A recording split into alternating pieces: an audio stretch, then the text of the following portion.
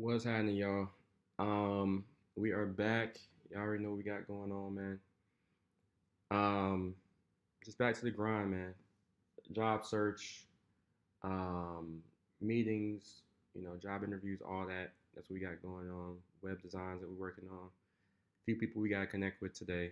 Um, you know, about with the web development agency, all that stuff. But we're gonna jump right into this call I got with Jeff. Again, Jeff is basically trying to place me with a franchise as a franchise owner. So him and I have been meeting about that. I'm already 2 minutes late, so I'm gonna jump right into it right now, bro.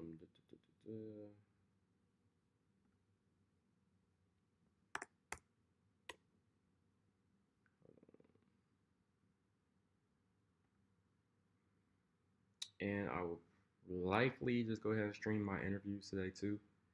Um, you know what I mean? It's I'm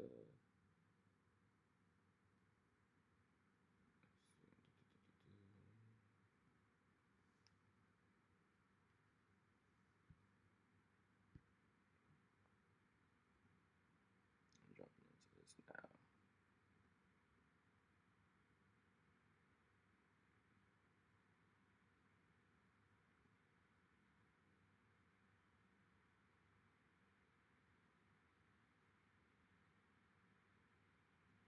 Y'all would have seen me meet with Jeff a few times.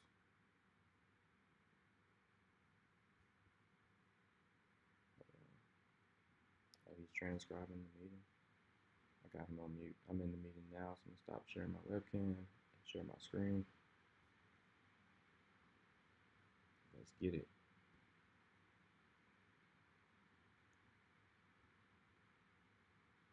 Morning, Miles. Hey, good morning, Jeff. Sorry I'm late. Oh, it's okay. How are you? I'm doing well. Doing well. How are you? I'm doing good. Um, Let me double check. I last time I checked, we were going to talk about the tell us more about you today. However, when I try to view it, I don't see anything. I see you put your name and address in there, but none of the other fields are filled in. Did you not? Did you not finish it? Um, so after the meeting, I went and looked to see. I think right after the meeting, I was gonna go do that, and then I don't think it had updated yet. And Really? then Yeah, because it's let showing me it's see. showing your name, address, information, but everything else is blank. Okay, hold on. Um, Let me while we're on the call, let's see if you can get into it because I really do want to take have you take some time to do this. And I mean, we could go through it in the meeting, but I don't want to rush that. Okay, So I'm right. thinking, um, I'm thinking maybe we should. Do you have some time tomorrow, or we could get together? Tomorrow is Thursday. Yeah. Let me look. Let me see. Thursday the 8th. Yep, I have some time tomorrow. Tomorrow the 8th. Yeah. So do you have? See, I've got a couple of slots open at between 11 or no, between 12 and 2 at your time. Okay, it'd probably be better for me to do it actually because I have a couple appointments tomorrow. It'd be better for me to do it on Friday if you have some time on Friday. Friday. Okay. We could do this same time Friday if you'd like. Okay. I'm just looking. Uh, nah, that's not gonna work. How about later? I've actually got most of the morning free Okay. and part of the afternoon. Okay. Most of the morning. So the afternoon would be better. Do you have anything after 1:15 p.m.? Your time? Yes, Eastern time. I've got yeah. So that'd be 12:15 my time. Yeah. Would you want to meet at 1:15? Um, yes. Okay. So I have a Or meeting. we I could have a or meeting we that's could meet at 1:30. okay. Yeah, let's just do 1:30 because I have a meeting that ends at 1:15 on All Friday. right. So all right. So I'll send you. I'll just go ahead and move our calendar to. Hold on. And let me go Or into the portal right now because let me see. I got something in my eye. see. I'm not gonna do it right now, but I just wanted to look at something. Okay. Just wanted to see it. Yeah, I just want to make sure you have access to it and you're able to do it while we're on this call, and then I'll just go ahead and leave you to it. Okay. So let me actually, if you'd like, share your screen. I'm gonna enable you, and then I want to make sure that you're able to get into the portal first of all, and then the questionnaire from there. All right.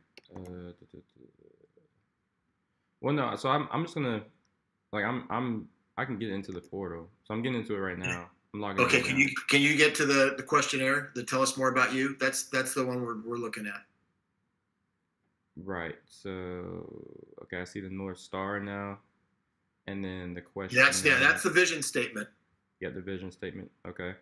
And then discover more about you. Tell us more about you. Tell us more about you. Yeah. Okay.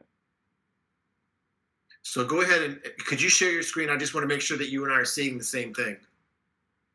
Okay. Let me see. I have to load this up again.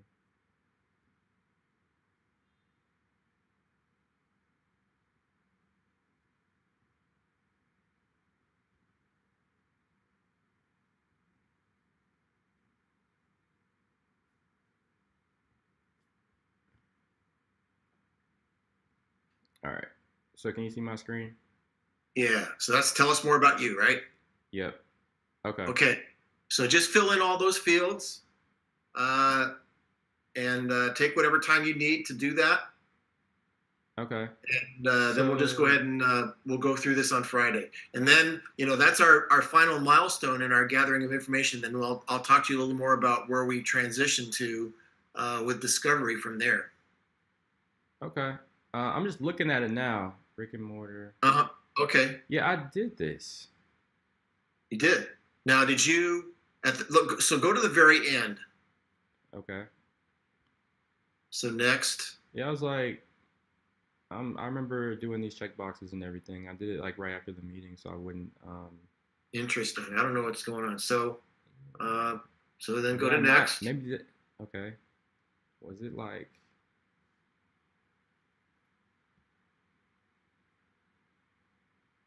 Yeah. Then go to next.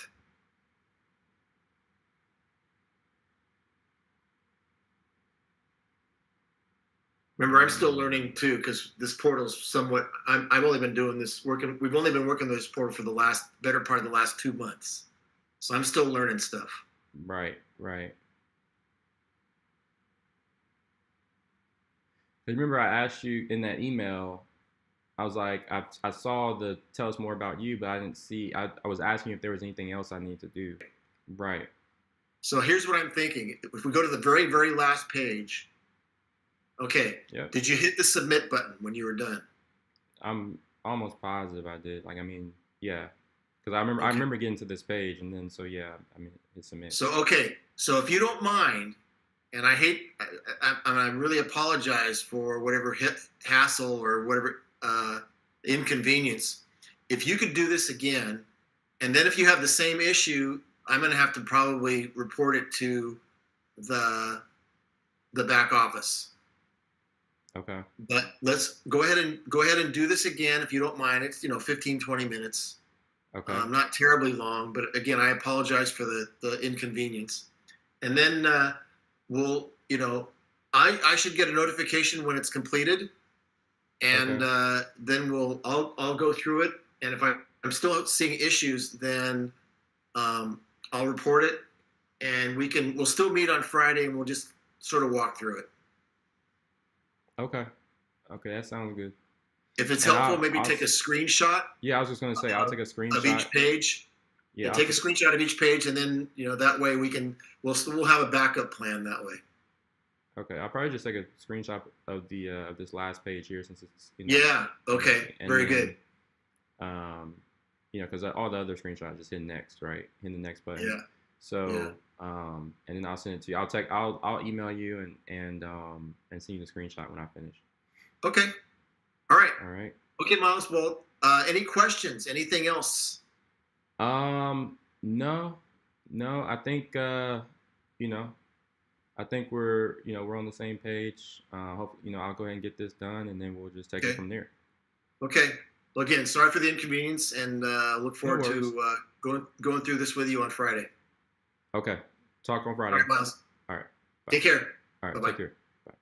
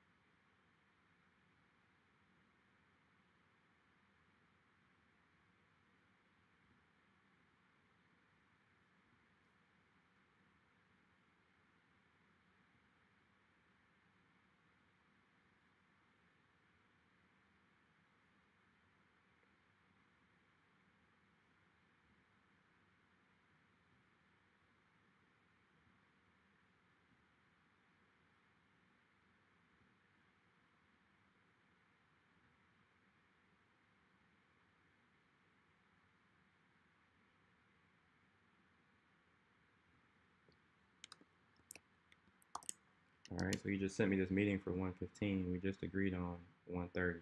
So um, yeah.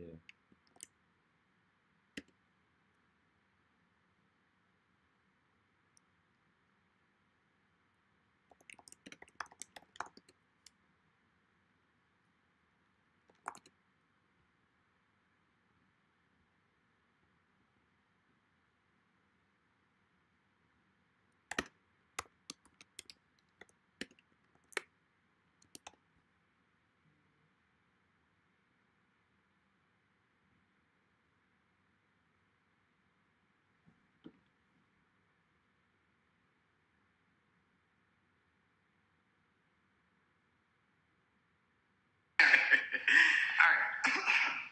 So yeah. I got McLaren. McLaren, crazy.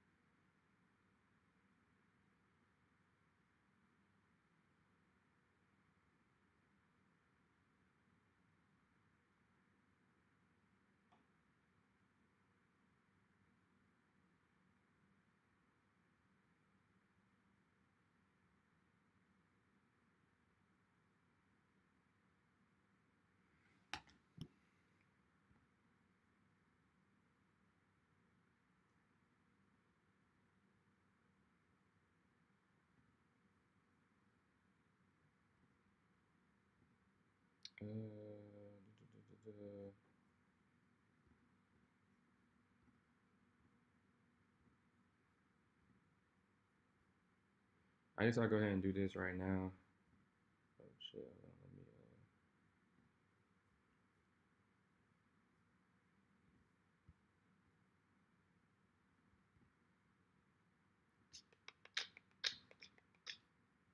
so we're gonna do this right now.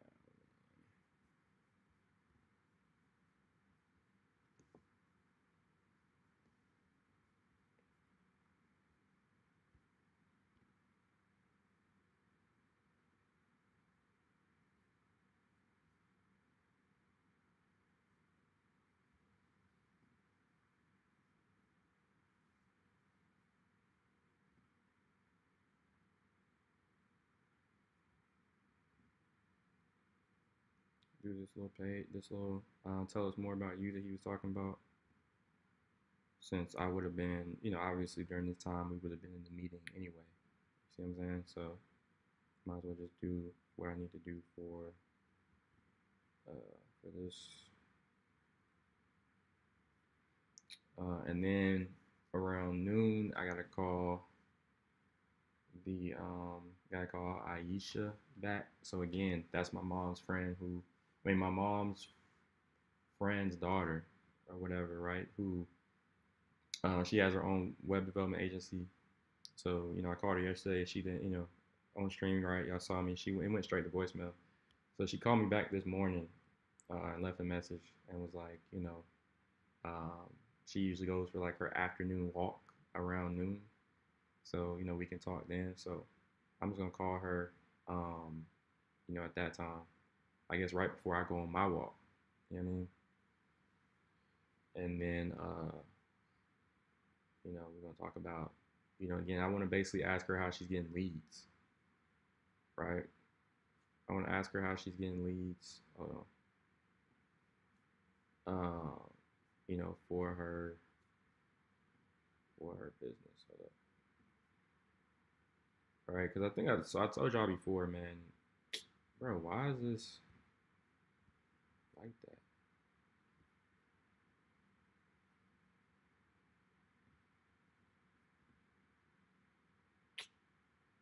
Bro, I don't know why it looks like that. It's annoying though. Hold on.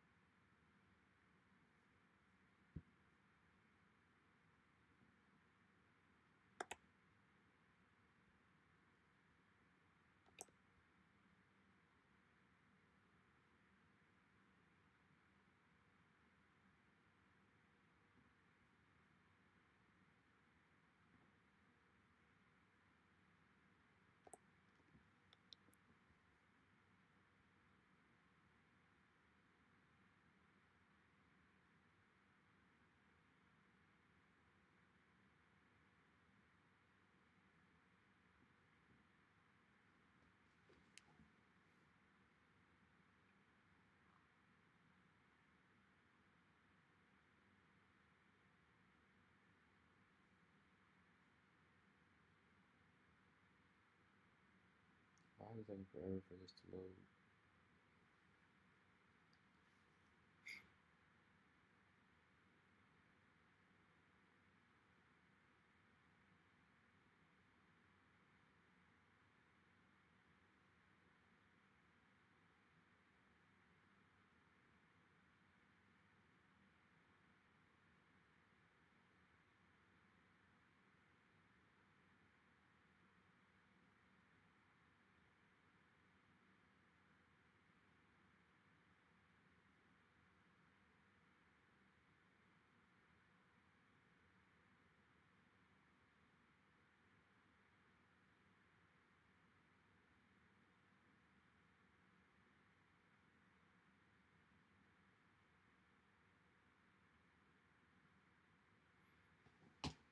All right. All right, let me make this.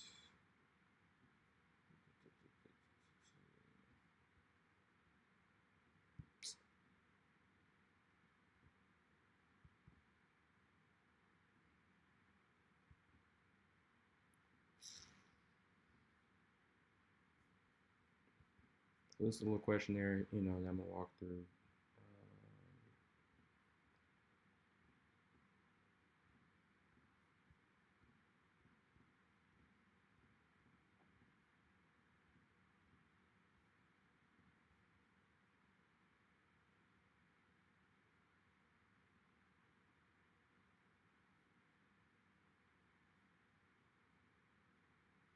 If you were to have control over where you would like to work every day, how would you rank their importance?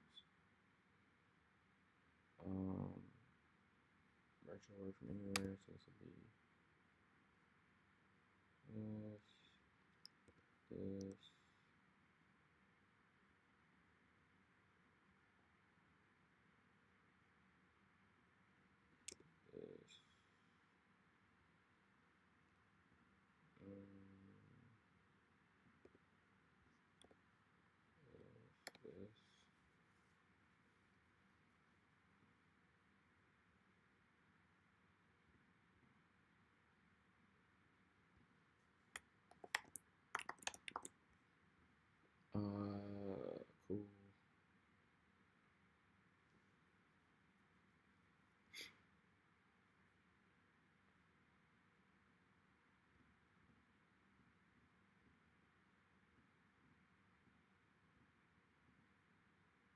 experience with all of this. Well, almost all of this. Trying to do this quickly, man. I don't like having to do shit twice. If some shit like this happen again, I'm probably got to drop out of this program. This type of shit I can't stand.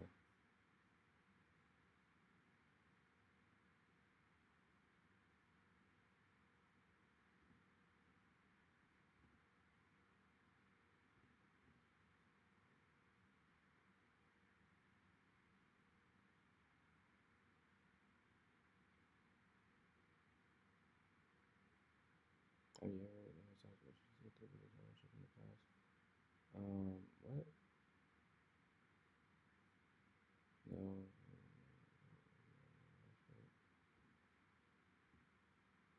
The sooner the better.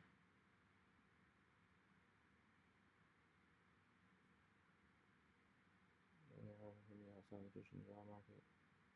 Strongly agree. The goals, needs, and expectations I define are still what I envision for my future. Strongly agree. I'm excited about exploring self-sufficiency through business ownership. Strongly agree.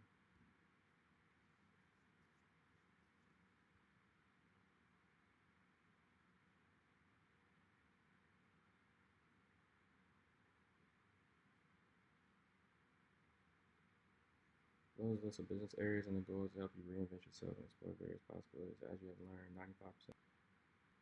All right, anything that's interesting. I feel like this is interesting because I just feel like you can make money in uh, this industry, even if you're selling like women's, especially if you're selling women's products for that matter. Uh, da, da, da, da, da, da,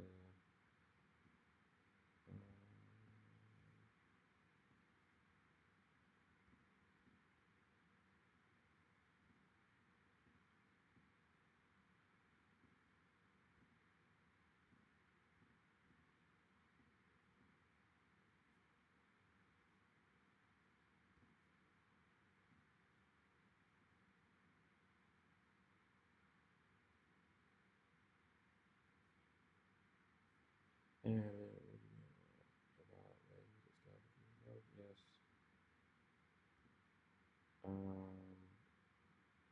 I don't know.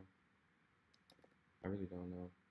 Estimated net worth right now, definitely under 50K. Unfortunately, as you continue to find business ownership, you have the opportunity for education and at the right time. No. Yes.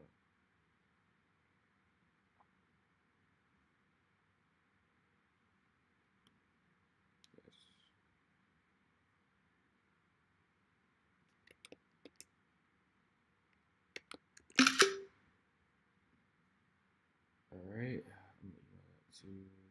I want to send this to myself, I guess.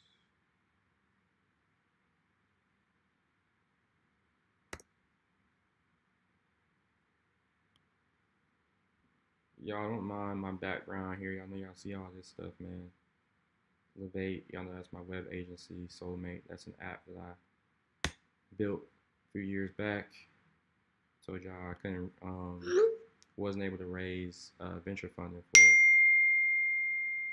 Right, I couldn't raise VC for that app, So that's what some of my background is. If I never told y'all. Those folders. Let's see. Um,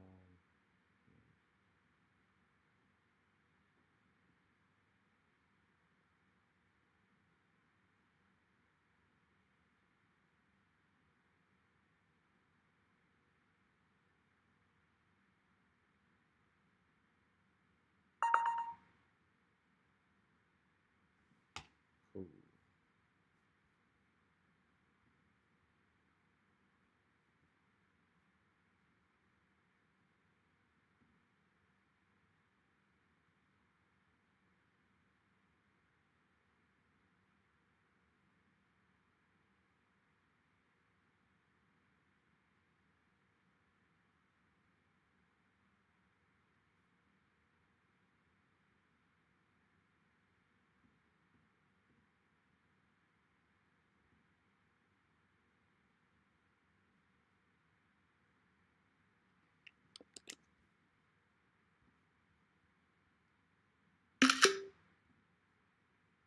this.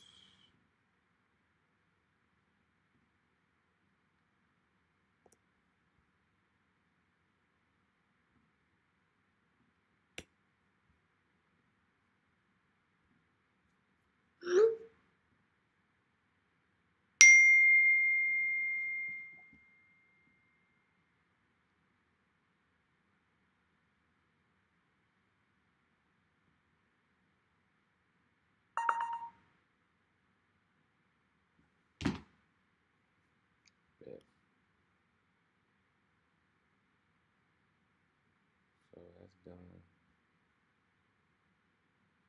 I'm about to send this email.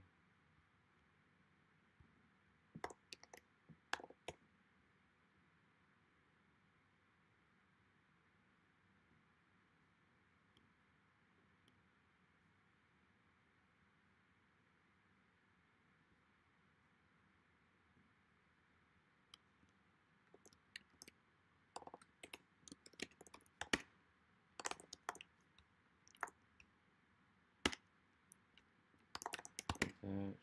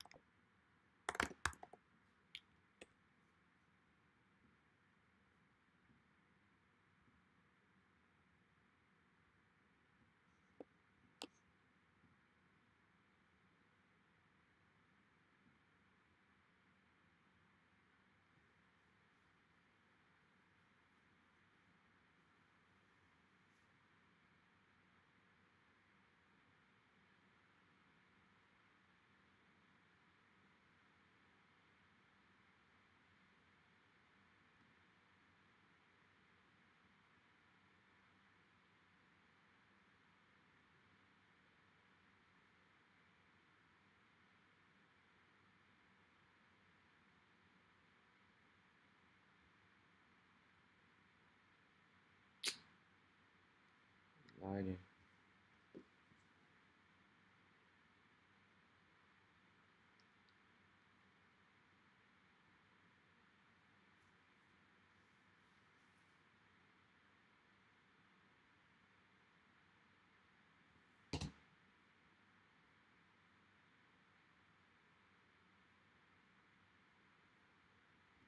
Alright, so download that one, download the other one.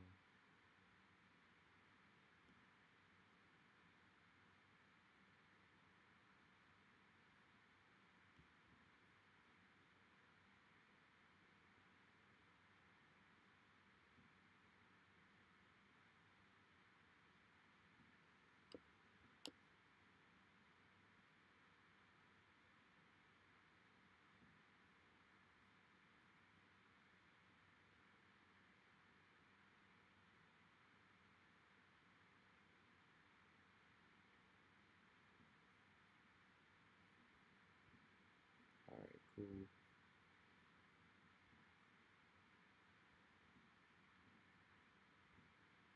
So that's done. Now I'm about to reach out to a couple people. Hold on.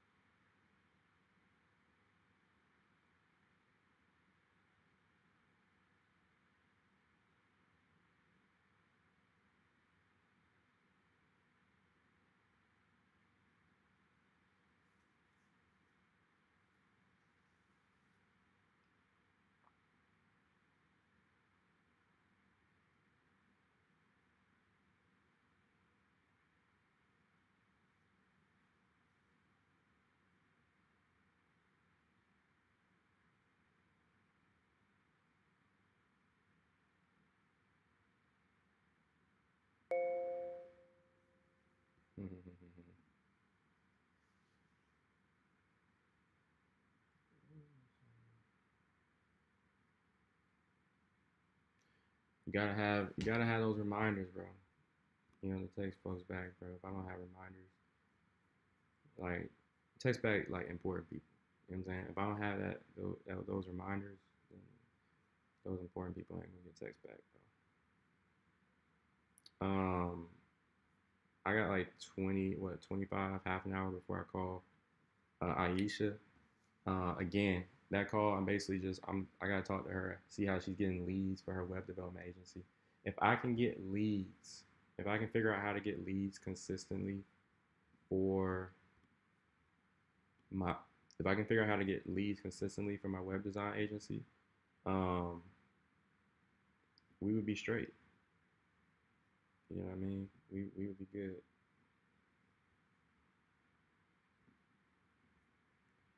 But you know, that's been a struggle. That's been the problem, right? The profit margins are really good for the web design agency. Typically, you know, um, I'm I'm charging the client like at least a 5x multiple on how much it costs me to build the site. A lot of times even a 10x multiple. Um, so a lot of times I'm having like a 90% profit margin, gross profit margin, on these website builds. But I don't know, I haven't been able to get consistent leads. So I'm gonna be really interested to talk to her and figure out how she's getting leads consistently. Is it ads? Is it social media? Is it somehow maybe it's referrals, right? Like word of mouth referrals, or is it she goes to a lot of conferences, or like what is it? You know what I mean? Um, because that is if we could get consistent leads for the web design agency, that shit taking off. You know what I'm saying? It's gone. It's to the moon. So, um, because of how good the profit margin is. Now it would probably never be like a big business. Like it's never gonna be like you know what I'm saying? It's never gonna be the type of business where I'm just gonna be making crazy amounts of money. Like I'm not gonna be rich from a web development agency. But it would be it's the type of business where it's like it could easily replace a 9 to 5 income, like easily. You know what I mean? If I was getting those consistent leads. So that's why this conversation with her is like, really, really important. Um, so yeah. I don't know. Within those 22 minutes, I can either. I don't really feel like. I mean, I don't want to rush my walk, so I don't know. I'll just wait like 20 minutes or whatever to get her call. And then after that, I got a meeting for our first interview at 1:30. Um, and then the second one at what is this 2:30.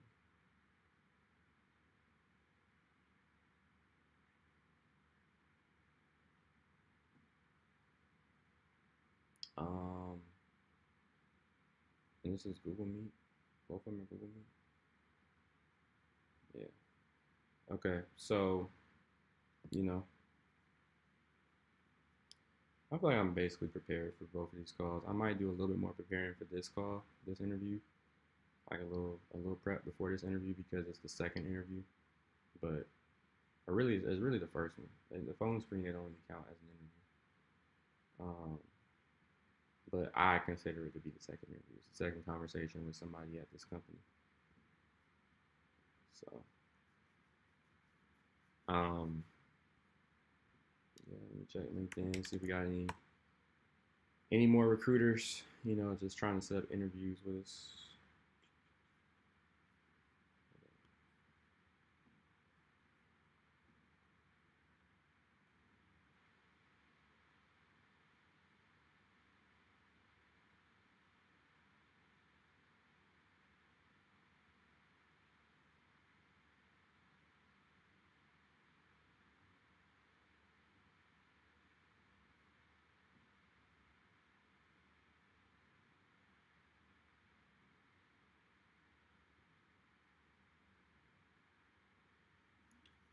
Friday at 8 a.m. We can do um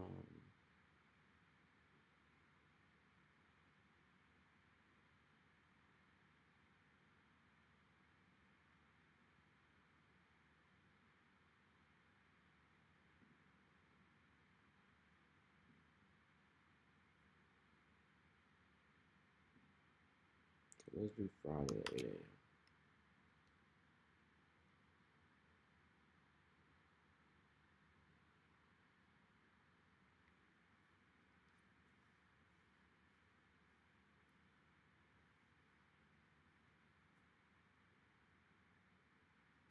Do I have any meetings tomorrow though? I don't, right? I can just do it tomorrow.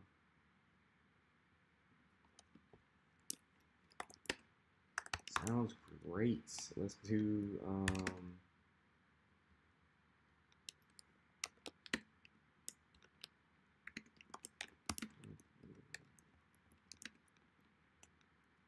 tomorrow at 7:30. My kind of my motto for this year and really going forward. Um,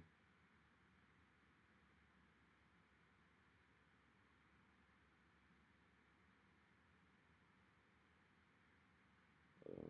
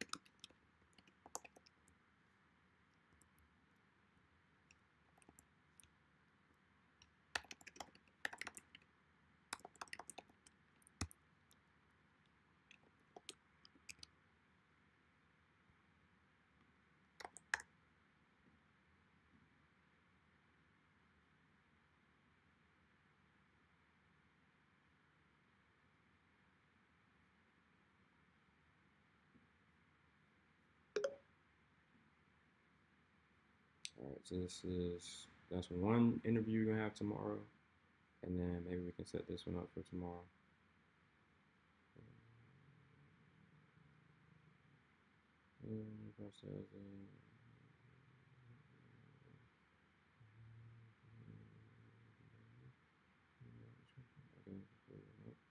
Perfect. Fully remote. That's perfect. And 50-50 split on $300,000 on target earnings. That's not quite what we wanted. We want $400,000 on target earnings. But basically, with a 50-50 split, he's what he's saying right here is my base salary would be 150,000, and then I would have an additional. I can earn an additional 150,000 in commissions, right, from what I'm selling. So that's what that's all about. So 150 is not 200. I told y'all I'm looking for 200,000, 200K base, and then like I said, an additional 200,000 in commission earning potential. So um,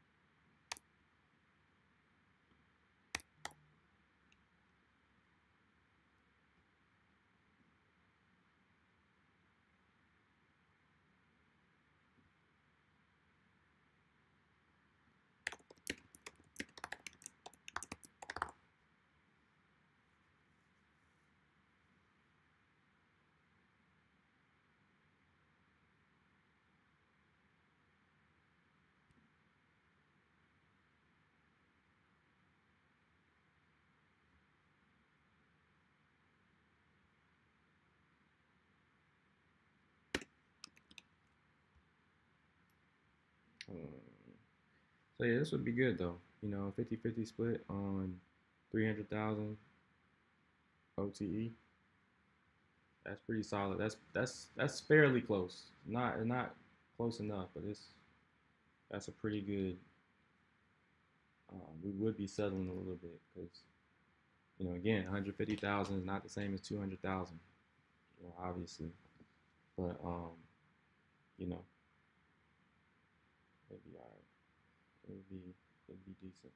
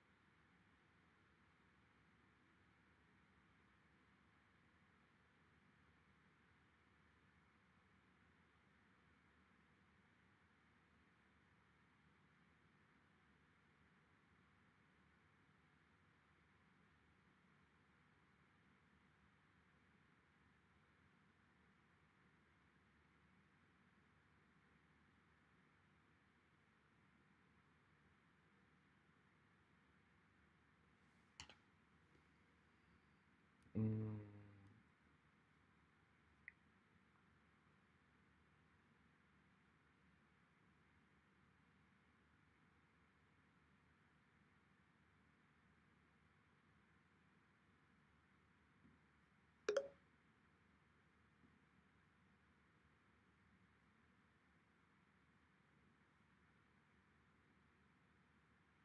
so waiting to hear back from this recruiter, the recruiter I just messaged, and Catherine looks like we'll have this set up for tomorrow. So maybe I can get an interview with Derek and Zach set up for tomorrow. Um,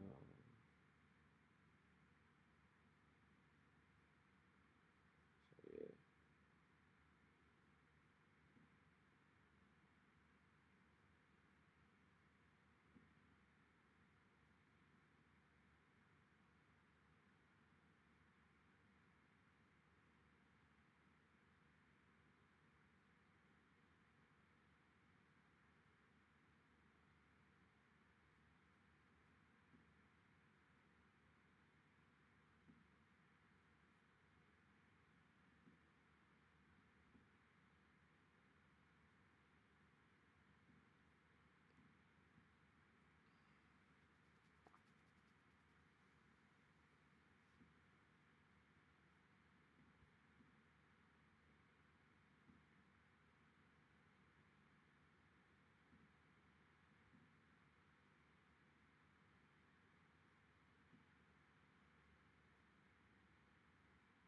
All right, so I'm about to call Aisha in like 10 minutes. So while I am kind of waiting for those. So until then, I'm about to reach out to a recruiter.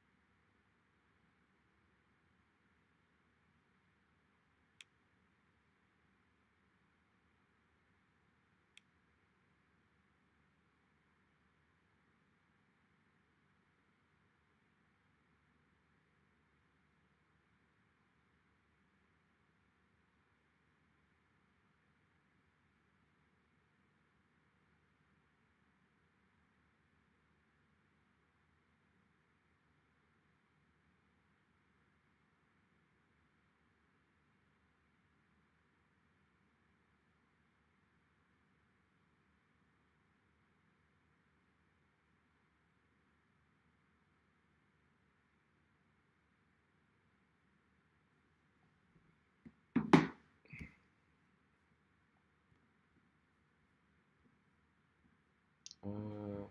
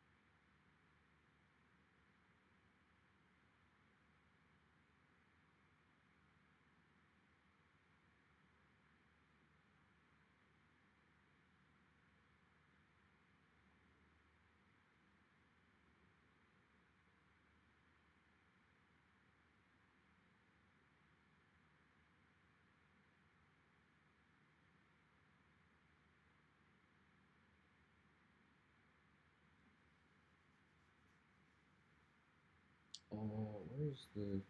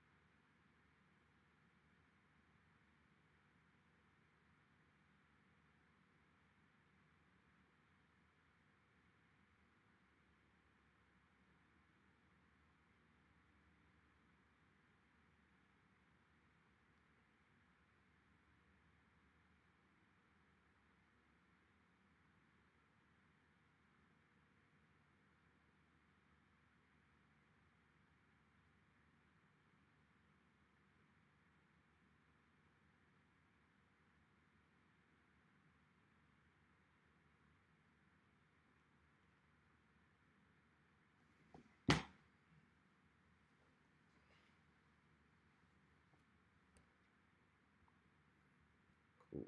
So I just reached out to the recruiter, um,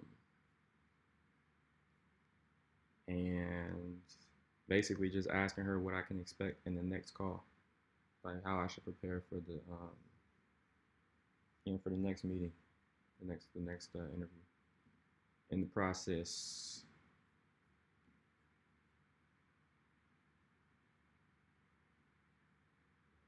so the boy hoping she gives me the info I need, and now I'm about to hit up Aisha, right? She told me she said afternoon, right?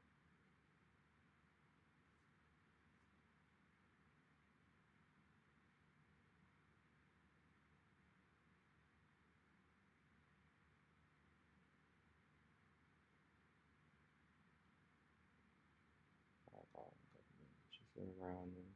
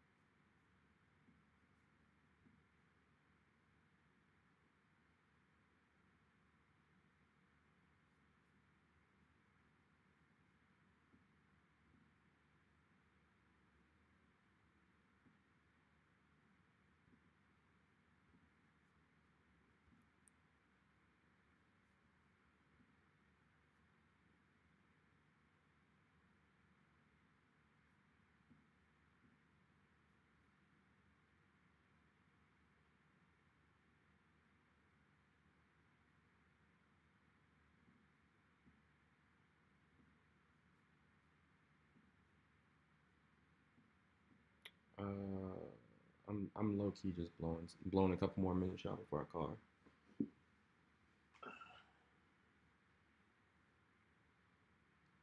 Oh man.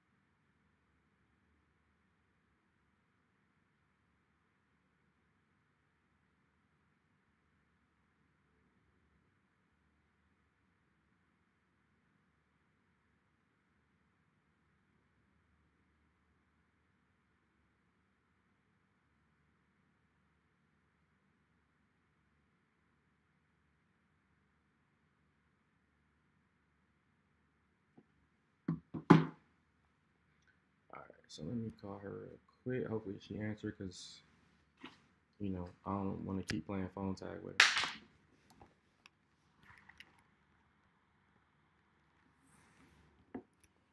Let's call Alicia back.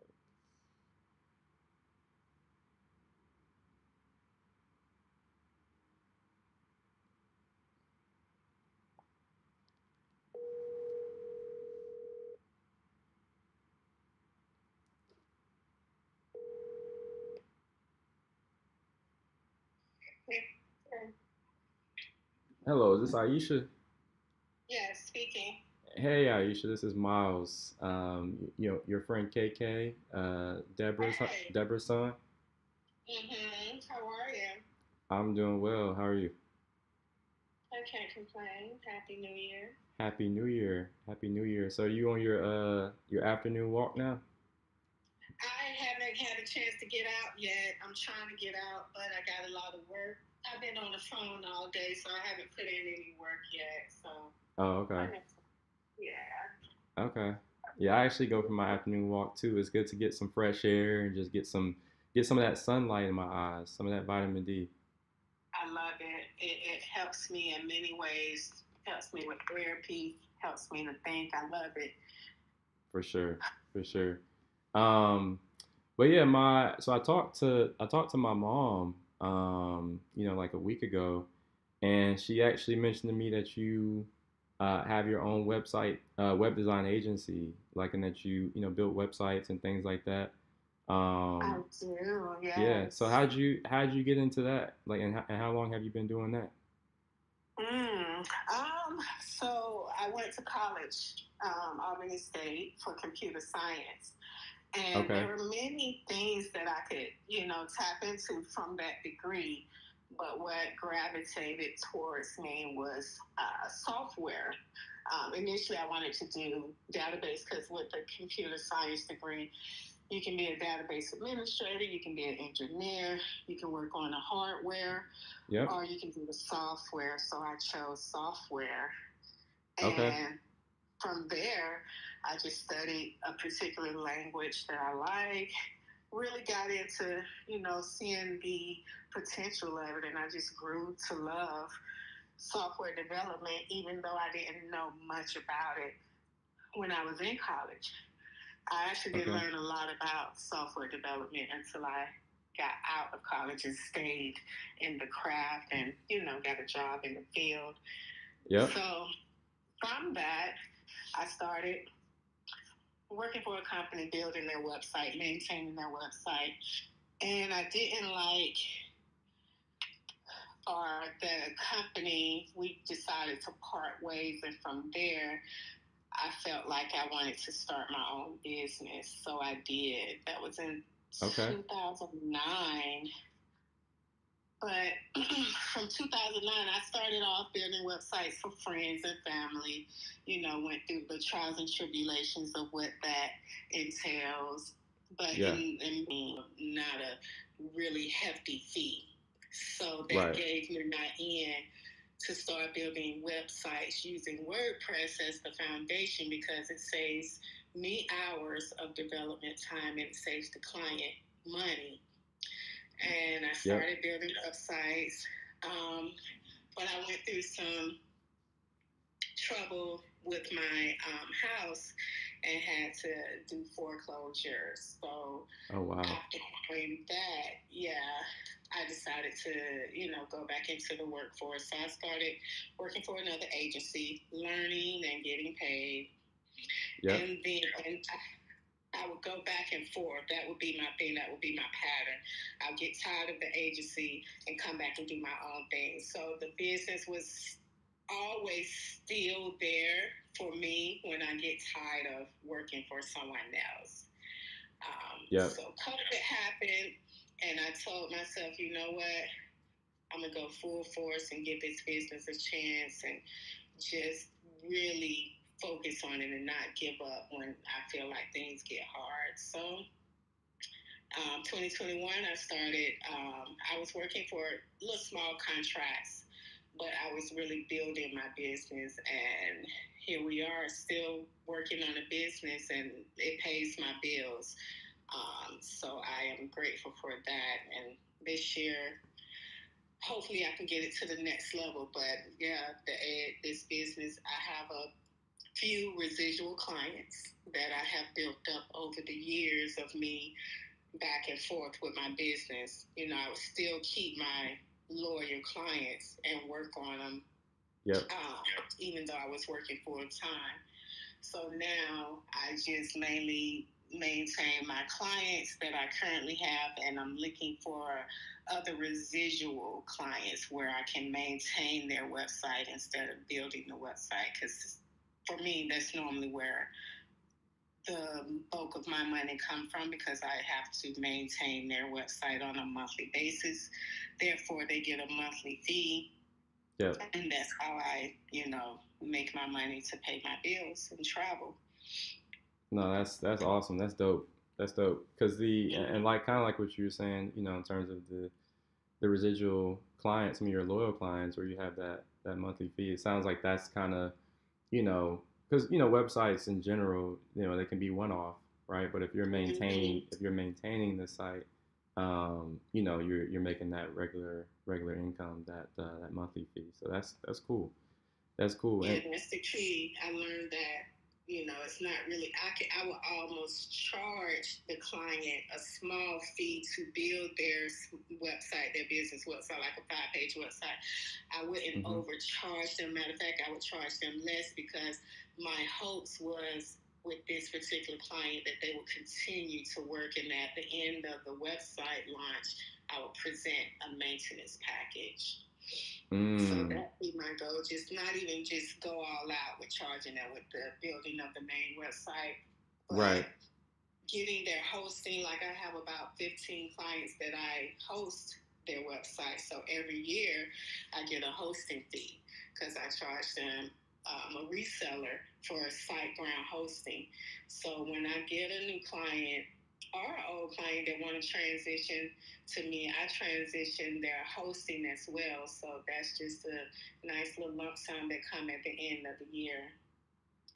because I charge everybody the same, and they pay at the same time. Well, some are late and some ask for help, but the bulk of the clients, they pay their hosting every year around December. Okay. So that money goes to my travel and Christmas money because I know I have that coming in. Okay. Yeah, I didn't know that was. I didn't know that was. I mean, I know that hosting has to be renewed every year for a website, but so basically, you're saying you take on the hosting for them, so you sign up and host their website for them, and you just Yes. you basically upcharge them for hosting the website. Yeah. So, for example, SiteGround, when I first got into reselling, I first did it with upgraded their reseller pack. Me $50 a year for a particular hosting repository, and I charge my client $250 a year for that same hosting. But I also maintain their updates, make sure their website and their software, fix it for them. So that's the $200 that they're spending. And it's normally not a lot of work to update their plugins because I have it set to automatically update. Yep. But then when, they get to call me, hey, something doesn't look right here, the form is getting too much spam, I'll check that out, provide a resolution, and that's that. But yeah, the goal is to really get residual clients, not really get one off. Well, even though you can charge, $10K for a website, but that $10K, it's going to be gone in a year or whenever however you spend it. Right. But to charge a monthly residual, for example, $500 a month for this one client, that adds up. Yeah. Every month and every year. Yeah. So. And you're building a relationship, and especially if it's a business that doesn't seem like they're going out of business any soon, and you keep that nice rapport. Yep. And they, in turn have new features they want to add to the site. So then that's a one-off. That's like, oh, okay, in addition to the maintenance package, you also want to, add a shop to your website. So that's where my big one-offs come in at through the residual clients that want to upgrade their site. Right. No, that makes sense. So basically, you're with hosting that you said you're grandfathered in. So that you said you call it a reseller, the reseller hosting. All hosting companies, all website hosting companies probably have a reseller option for you. Bluehost have it, GoDaddy have it. SiteGround is the one that I chose. I also looked into WP Engine, but those are more for clients that are enterprise and have large websites because WP Engine charge a bit of money for their yearly hosting. But SiteGround seemed to be very fair, and when I researched them, their hosting package was very small. So now their hosting package is not as small. So you can still make money. You can definitely make money off of it because I have one of their new reseller packages just to test it out. And you can make money because it's like one hosting package, but you can put many client websites on that one hosting package and you charge each client, and that's that. But the way they had it set up, before COVID, they would say, hey, you buy a package for $50. And every year you just pay me $50 and you have a hosting package that you can, sell to your clients. And I had bought like 13 of them at the time. It had grew to 13. By the time they changed their thing, that I was still just grandfathered in. Like, I still pay $50 a month for these hosting packages. But again, I can charge the client whatever I want. So for $50, you were getting 13. No, it was $50 per hosting package. So I got you. So I got 50 hosting I have 13 hosting packages with SiteGround, but I only paid them $50 per hosting package a year. Gotcha. And then you were upcharging the client. Okay. Upcharge the client, just add $200 on, so they pay me $250 a year. So I'm banking $200 per hosting package. So 200 times 13. Yeah. Wow. Mm-hmm. Wow. No, that's dope. That's dope. Yeah, that's when I learned it's not about grabbing that one-off client that you can do their websites for a couple $1,000s.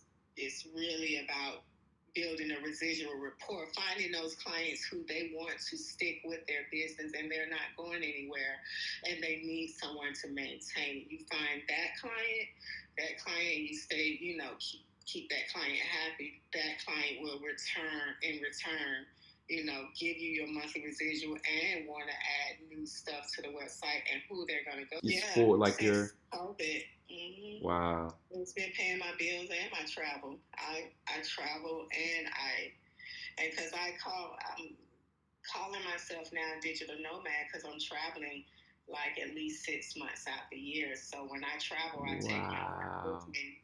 Wow. I just take my work with me, and clients, I let them know I'm in Thailand and the time difference. I explain the time difference, and they are like, "Well, you're in Thailand." They don't even want to talk about the website. They want to talk about Thailand. Yeah, they want to know. They want to know about all the what's going on in Thailand, all the different, traveling, different places to see in Thailand. That's dope. That's dope. That's dope. I live very sensible, so it pays my bills, and I get to budget enough to travel every other month. Okay. Okay. So that's Are you cool. into? Or I asked your mom if you were a software developer. She said no. I was like, oh, okay. Yeah. What are you into? Yeah. So not anymore. So I used to be like earlier in my career. That's kind of like where I started my career a long time ago. But now I'm working in sales. So I work in sales now, tech sales. Yeah, yeah. So that's my 9 to 5, so to speak. But I have, you know, I guess similar to where you were, 5 6 years ago and during COVID. I've built a few websites, like for friends and family. So like I've just kind of like dinked and dabbled in website development. Um, but but when my mom told me, like, basically it's like it's just been a side hustle for me, make a few extra bucks. But then she told me that you do it full time. So I was like, okay, I need to talk to her. She's got it. She's got the method. That type of thing. So that's why I wanted to talk with you and just kind of learn more from what you're doing and kind of how the business has been going for you. Um, so that's cool to hear that that it's going really really well. But yeah, I'm in tech sales. I'm in tech sales. Yeah, you Um, definitely turn that side hustle into a business, just orchestrate it in a way that you would make residuals, because that's what I had to learn. Stop looking for these clients for these one-off sites. And once I learned that, I found my niche. yeah. And was residuals. Make sure you have a monthly income from that particular client, or the goal is to get a monthly income from that client. Sign a contract, a yearly contract. Make sure you do a good job in that year. I do bi-weekly meetings. After I have them sign their yearly contract for their monthly residual, they get so each client have different needs. So one particular client is a nonprofit organization, and they need, just somebody looking after them, because they actually post blogs and post all the things on their site, but then they don't know website development. So when something tragic happens, they need somebody to come in and fix that, or if they want to upgrade, add a feature on it, they don't know coding. So that's where I come in at. And they just want to learn and get educated on, because I teach this one particular client. I'm like, hey, you can't upload these images like that straight from iStock, because they also pay Google Ads. I was like, you're just wasting your money if you're paying Google Ads, because it's going to take a long time for them to load that image. And that client, that particular lead, then went away, and you done paid for that click. So you have to optimize your image. So I gave them a tutorial on how to optimize their images before you upload them to WordPress, and also optimize again. So we researched a plugin for them. So little things like that they don't know and they like to be educated on, and you have the responsibility to educate them. So that is why I'm able to re-sign the contract every year because they see that I'm doing the work and I'm, educating them. So if you do a good job that first year, have bi-weekly meetings, see what they need, see what they don't need, offer some shit, Yeah. they're going to appreciate that and feel okay that they're paying $700 a month for this, Yeah. Yeah.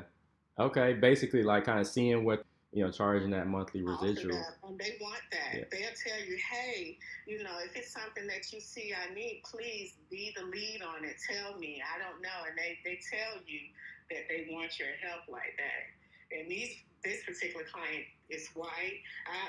Actually, all of my best clients, my residual clients are white. Yeah. But Okay. I do. But a lot of them, they have it where they're selling products that needs to be updated on a regular basis, and if they can't do it, they call on me. So they need that backup, even though they can do a little bit of the work. I Right. would say find that one client that already have a website, and you see that their business is not, shutting down anytime soon. And approach them on a monthly maintenance package where you would do this, and that for them, and have monthly meetings on what can y'all do to improve the website. Okay. Okay. That's what I did.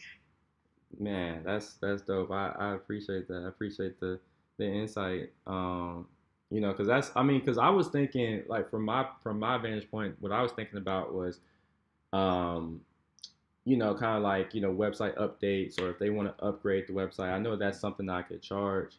I would be able to do for them, and I could charge a monthly residual on. But I wasn't thinking about hosting and image optimization and all these different things that you've mentioned. I just be thinking of stuff. Yeah. Whatever comes to your mind, huh? Their site, Yeah. I look at the site, understand my customer needs, and just think of shit. And Yeah. sometimes it's a hit, sometimes it's a hit miss. But the fact that I'm thinking of shit and sending it to them, they're okay, and they're like, oh, okay, I see my money is hard at work. Yeah. That's the goal. They want to know where their money is going. You can't like not have meetings with them on a monthly basis, and they just they're just paying you, and you're not communicating with them. Because some months they may not have any updates, but I still got to get paid. Right. And then other months they may have more than enough updates, but they get charged after so many allocated hours that's under the contract. Like now it's a feature, and now I have to charge my base price after your hours have exhausted. And they understand that. Wow.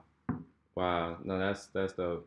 That's dope. You like you said, you just go to the site. You like, look, you may need to add this. You want to add this, that, and that. It be legit. Yeah. Be legit. But yeah. It be legit ads, but do they want to add it right now? Do they have the fun? Because I just yesterday, a prime example, I just sent a maintenance package renewal to one client. I was like, last year we expected just about 4 hours a month of updated features, but this year you've added on another,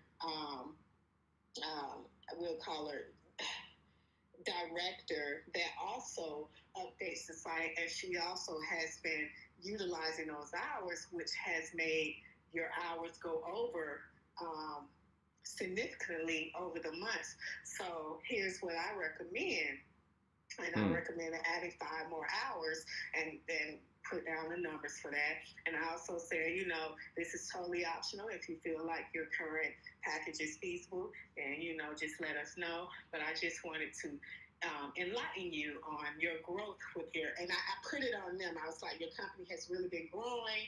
Your growth is now demanding a upgrade in your maintenance package. So yesterday, unfortunately, it was a hit. It was a miss. So, but I still got mine. They was like, yeah, thank you, but this year we think we got it. Let's circle back in May, and we'll let you know. I was like, that's totally fine. And they went back to paying their normal $700 a month. So it's just a hit or miss. Sometimes you may, knock them out the park, and sometimes they're like, no, thank you. and you just gotta, take it for what it is. But yeah, Yeah. I'll be looking at sites and Yeah. seeing what I can do to improve them. Yeah. Yeah. And then, so just kind of general.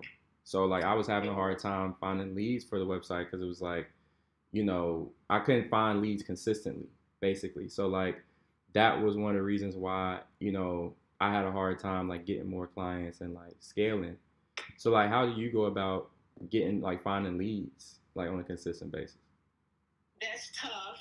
And honestly, all of my leads up until this point have been word of mouth. And it Oh wow. started in 2009 doing sites for family and friends. They would, recommend me. Other people would recommend me. One of my clients would recommend me, or I would use my clients as a referral to get another client.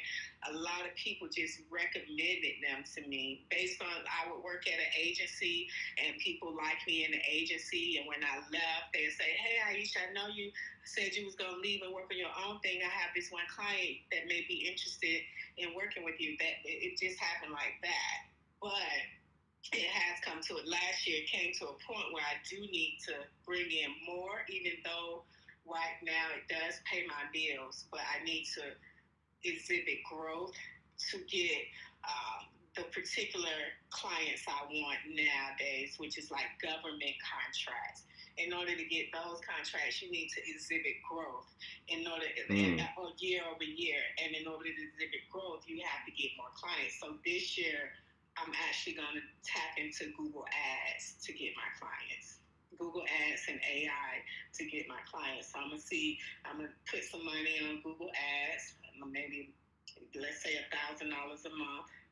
Yeah. And then I'm hoping I get enough leads that month to bring in that $1,000 back and another residual client. So right. we have to dish out money to make money in this case. Yeah, you gotta do what you gotta do. Like that, that's, whatever it takes to grow. A lot of times that's what you gotta do. So I get that, but that's like amazing though to grow to where you are now just from word of mouth. Like, I feel like that's a blessing. I wanted to, but I never had the time to. I never really went out, knocked on businesses, or emailed cold calls. I've never done that. It just happened to happen through just me talking to people and people knowing what I do and work friends recommending stuff.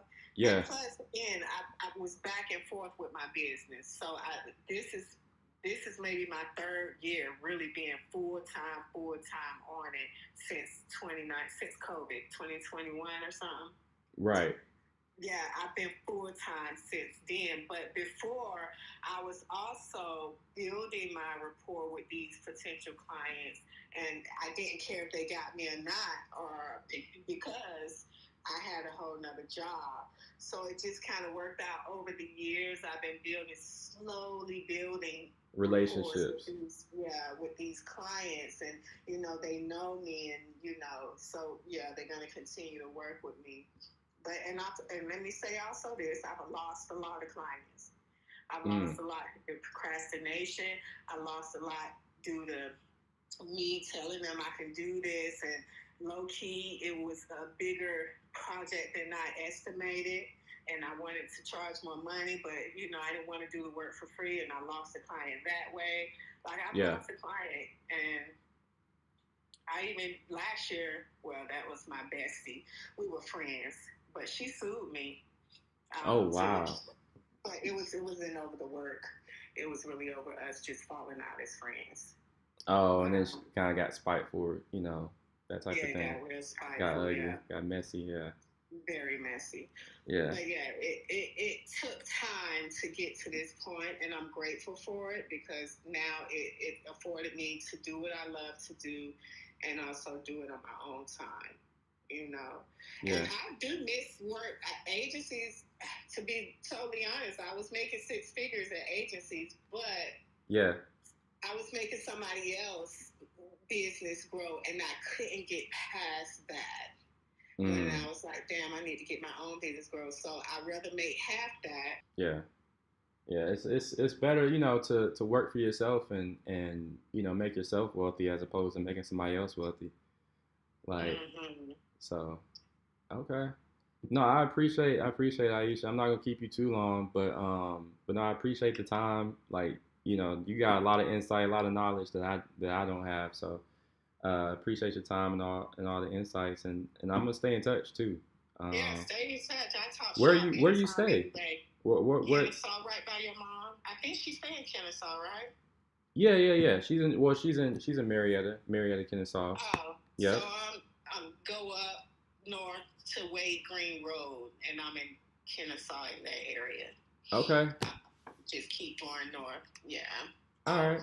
I'm by Kennesaau State University. That's where I'm at. Okay, you by KSU. Okay, so yeah, Yeah, so I owe you lunch. walking So I owe you distance. lunch then. So I owe you lunch or something. Oh, We have to all do right, something don't like turn that. down food, honey. Food is on plate tonight.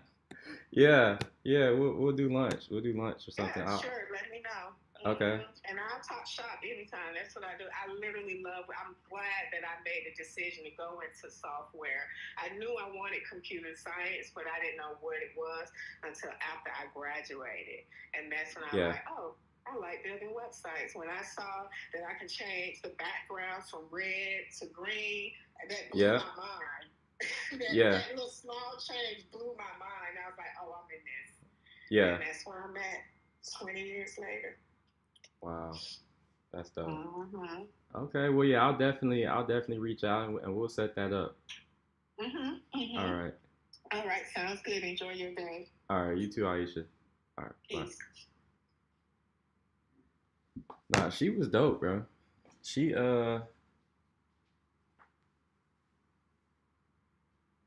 um she clearly, she had a lot of knowledge. I mean, she's been doing it for, she said, basically on and off for the last 2 decades. Um, she says, so the answer to the original question I wanted to know, like the main question, like I told y'all, was how she's getting leads. And she said just she's gotten, over the years through word of mouth and building rapport, building relationships with people.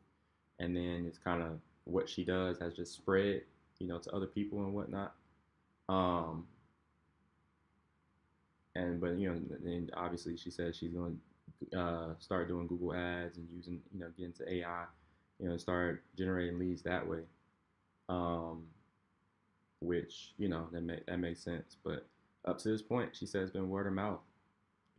With that's how she's generated leads for her business. Um, so that's cool. But what really caught my attention, bro, like when she was talking about um, basically not looking to charge clients, an arm and a leg to build a website for them, right? And looking to instead, you know, build the website for for a low cost, for a low fee, and then charging them residuals, a monthly residual, right? So that's how she's been able to build monthly recurring revenue. That's really, really smart, right? Because a lot of people, what they do, myself, I have been doing this or wanting to do this, charge more to build the website, which that's cool, right? That's cool. If you want to charge 5,000, 7,000, 10,000 to build a website, you can do that, but it's a one-off project, right? So that 5,000, 7,000, 10,000, whatever, you're gonna blow it, in however much time, right? It's gonna be gone. But if you have that same client and built the website for them for, I don't know, $1,000, but then have them pay you, a few $100s a month, right? Whatever it is, have them pay you a few $100s a month to maintain the site, right? Now they pay you a few $100s to maintain the site. That monthly recurring revenue is going to be much more valuable over time than, building the website for, a few $1,000s. You see what I'm saying? Like if you have that monthly recurring revenue, that's going to allow you to pay your bills, right? Like that's what keeps you afloat. That's what keeps your business afloat, keeps you afloat, like with your personal expenses and whatnot, right? And then you just kind of build more, get more and more monthly recurring clients or clients that are paying you a monthly recurring fee. And now She's, she's talking about she travels 6 months out of the year. Half the year, she's in another country. You know what I'm saying? Half the year, she only working for 6 months. The other 6 months, she said she's traveling. She's in Thailand. Nah, bro. Yeah, we gonna stay in touch for sure. I'm about to save her number right now. She is for sure the type of person I need to talk to, or stay in touch with.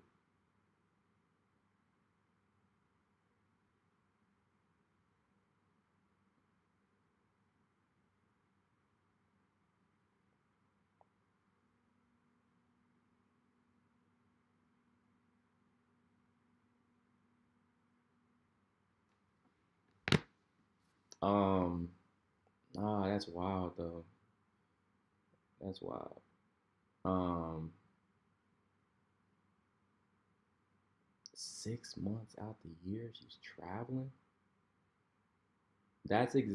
This is what I'm talking about, bro.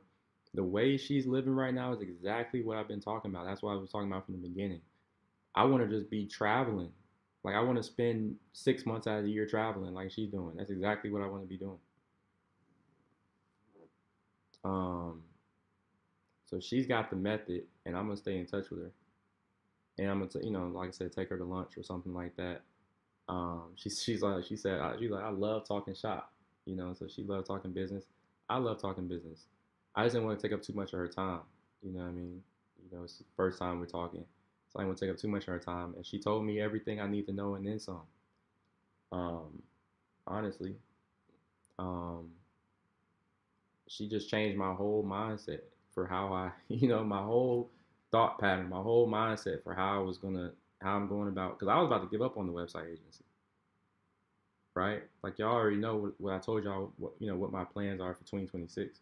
I haven't really been thinking about the website agency because I just feel like because I hadn't been able to get leads, you know what I mean? But um,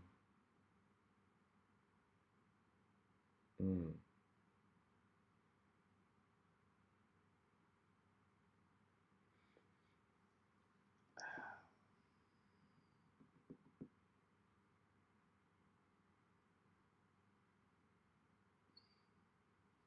man, that just changed. Like I said, it just changed my whole mindset. Now I'm like, man, maybe I need to lean into the website agency more. You know what I mean? I'm like, maybe I just need to lean into that, like into the website agency. Like that's not that shit is so smart, bro. What she said, that's gold. Think about it, like, bro, if the website is simple enough, if somebody wants to build a website, right, and if it's a simple website, something that I can build for, I would still make a little money on the website build, but say one of my developers, right, over in India can build the website for $200, right? So I built the website for them for $1,000. Okay, for $1,000 I built their website, and then I charged them whatever 300, 200, $300 a month, right? If I by the time I get, you know, it doesn't really matter how many clients, but obviously by the time you get 10 clients or 20 clients that's paying you that type of money a month, every month, bro, I'm making $3,000, $6,000 a month to make a few updates to their website, and there'll be updates that I'm not even doing, that my developer is doing. You see what I'm saying? I don't know if she has a developer. I mean, her and I will talk about it. She might, she has that development background. Like she might be doing the development herself. So her and I will talk about that. You know what I mean? Um, her and I can talk about that. But like, you know what I'm saying? Think about it, bro. Like, if you build some websites, you build some websites. Like I said, a few $100s, or several $100s, up to, I'm just gonna say up to $1,000. It would have to be like a simple website, okay, relatively simple. Maybe this person is like just starting their business, or their business, like she said, their business is growing, right? You can tell they're gonna be in business for a while, whatever. Okay, you charge them maintenance costs, right? And as you build your clientele, right, you build your monthly recurring revenue, and all of a sudden, you guys at least semi passive income coming in that you're making, where you're not doing anything. You're just telling your developer, go to this person's website and update this, that, and the other. After you get them onboarded as a, on that monthly recurring fee, like as a like a loyal client, or whatever you want to call it, a residual, right? Once they're on that monthly recurring contract, your developers doing all the maintenance. They're the ones doing all the updates to the website. And all you gotta do is just keep acquiring clients. And all of a sudden, right, like I said, you got $5,000, $10,000 monthly recurring revenue to do next to nothing. Right? The only thing you might be doing is, like she said, you have but she's treating it like she's on top of it, bro. She's talking about, she has bi-weekly meetings. So yeah, you probably have to have meetings with the clients, twice a month, right? To talk to them about the website, figure out what changes need to be made. She's not bullshitting them, right? She goes on their website and will recommend like legitimate updates or things that she sees that they might want to change or upgrade or whatever, right? Or something they want to add, and she'll recommend it to them, and and they'll make those updates on the site. You know what I mean? She's smart. She's on top of it. She's on top of it. That's exactly the type of person I need to talk to.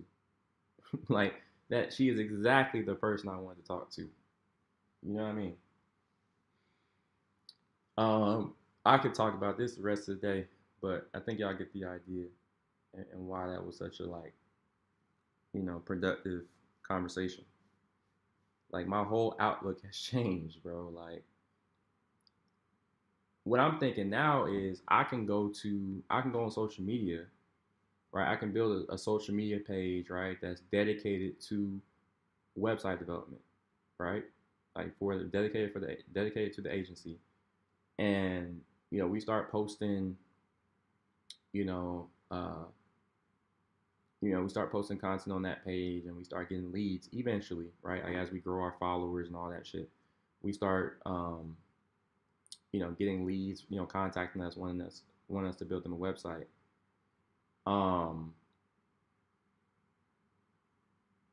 And once we get 5 like legitimate clients, they have legitimate businesses, and whatever, and they're the website they want us to build is not complex, right? Say it's just a pretty straightforward website that they want us to build. We build that for, say it's 5 clients, and we build it for I'm gonna say $1,000 of a website, maybe 1,500, something like that, really cheap. We build it for less money, and then we get those 5 clients on like I'm gonna say a $500. I'm gonna say anywhere from $300 to $500 monthly retainer, right? And then boom, right? So I don't know. Let's just say $300. It's 5, so 3, 6, 9, $1,500, right? $1,500 is not a ton of money. Obviously, it's not a lot of money, but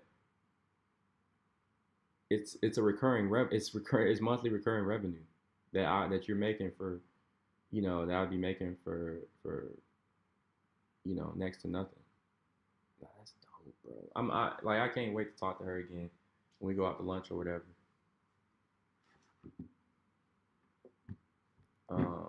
That's those are the type of people that I'm networking with, and that I'm just those type of people I want to get to know, network with, whatever. So yeah.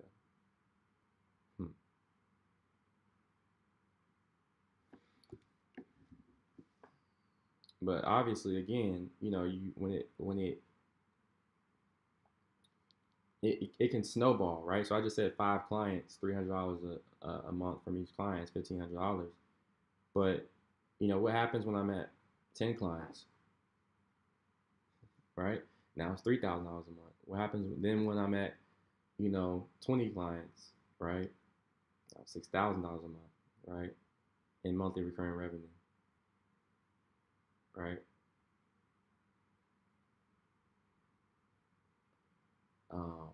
40 clients, right? $12,000 a month. So, yeah, man.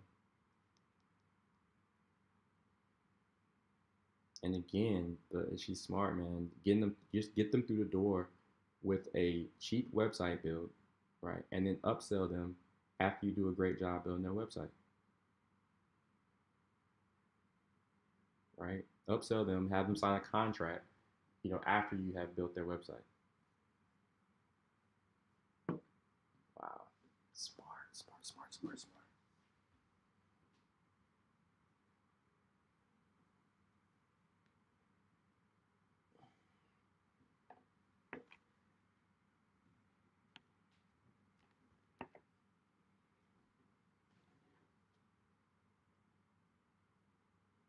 And obviously, if because once you built the website, if you did a good job, right? Which I'm confident that we're gonna do a good job. Once if you've done a good job building the website, they're gonna trust you at that point. You've built trust. You got affinity. They got affinity for you now. So it's like at that point, they're going to probably trust whatever recommendation you give them, right? So if you say, okay, we can do some updates for you going forward. We can do X, Y, and Z, and we'll handle hosting and domain for you and all this, whatever, for $300 a month. There you go. You know what I'm saying? There you go.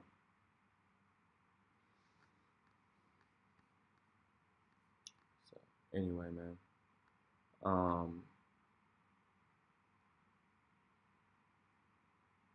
That's where we are.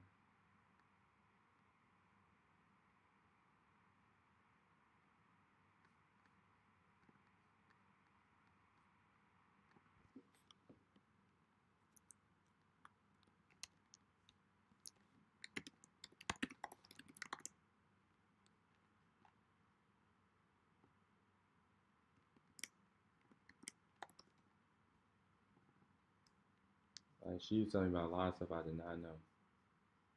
Um,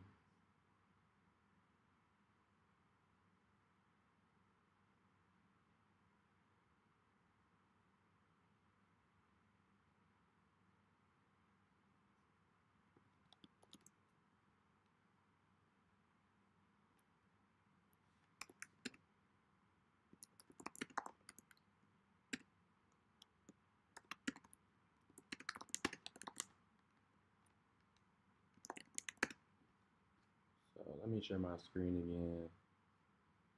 And I will set up some time with her, probably tomorrow or Friday. I'll reach out to her and set up time for lunch so she can know that you know, um, I mean business. I'll just be talking. You know what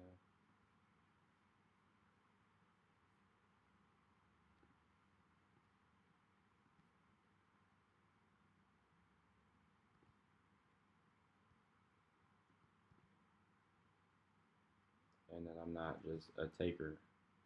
Take, take, take, take, take. It's about give, give, give, give, give too.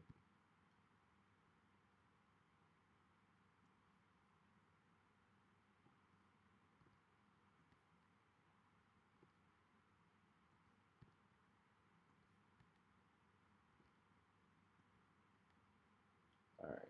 So we got Derek here. So this is a recruiter I just reached out to a little earlier. And he wants. Yeah, that works for me.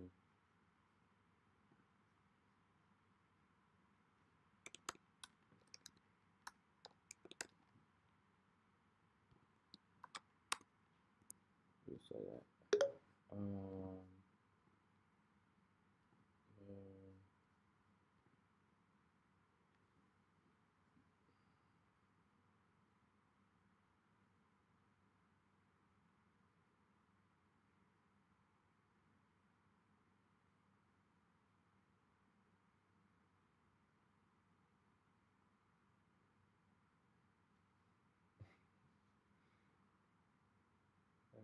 Madison said, he, thank you.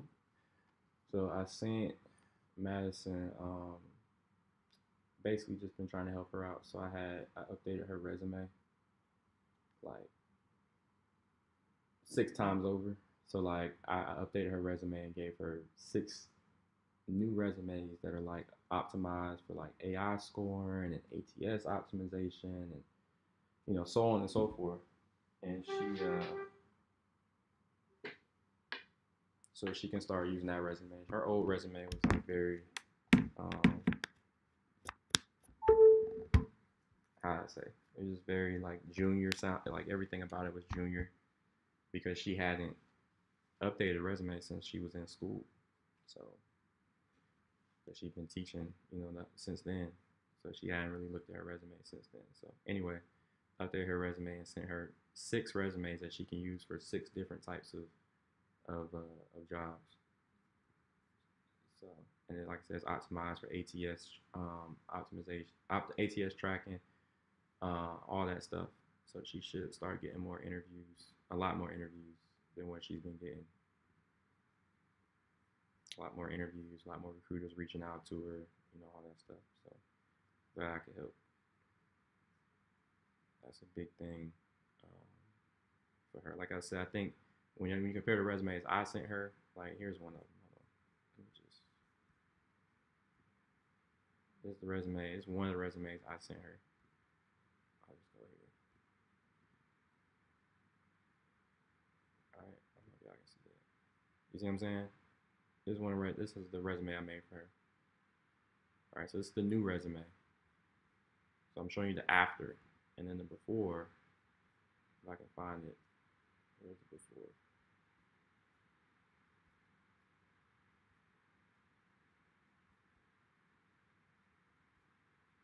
I don't know if I can find the before right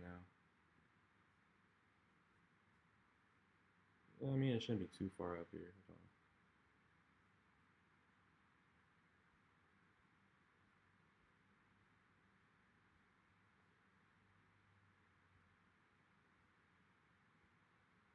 I might have passed it. I'm scrolling pretty quick. Yeah, here we go. So this is the before resume. Right? Y'all can see it. And then I just showed y'all the after, but I'll show you again for good measure. And this is one of the after resumes. Like I told you, I sent her 6 in total.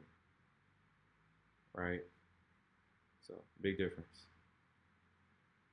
And this one is again it's tailored. Not only is it ATS optimized and what's other ATS optimization, AI scoring optimization, keyword optimization.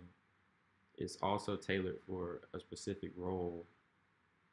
It's tailored by role and by company type. So this one is for a finance role or for a learning and development instructor role at a fintech company, right? Finance or fintech company, right? And I made her another learning and development instructor role that's tailored for large tech companies, right? So I'm just shit.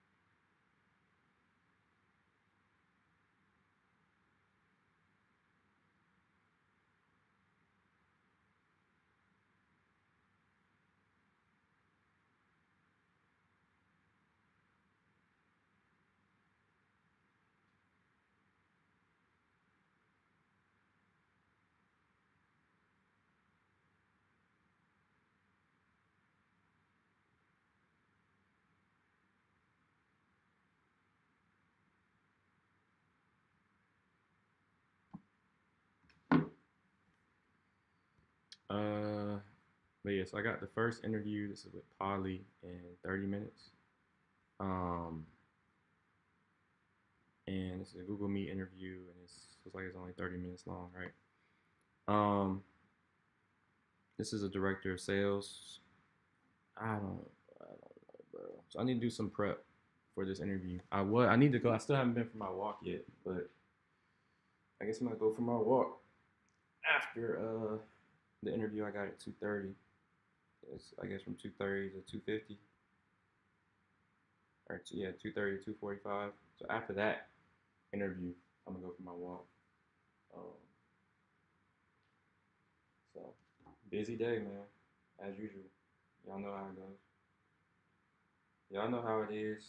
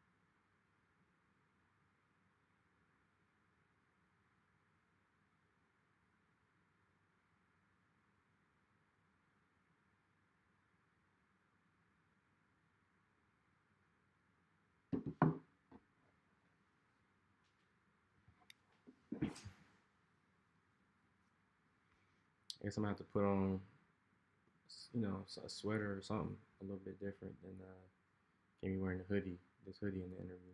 I mean, I can, but my mans might not take me. Probably won't take me too seriously. You know what I'm saying? Let's do something to prepare for this interview.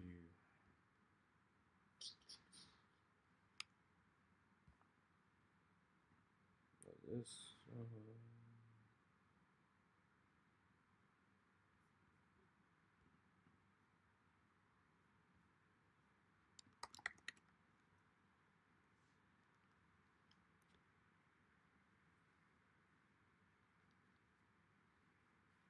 Let's see. So I'm gonna say I'm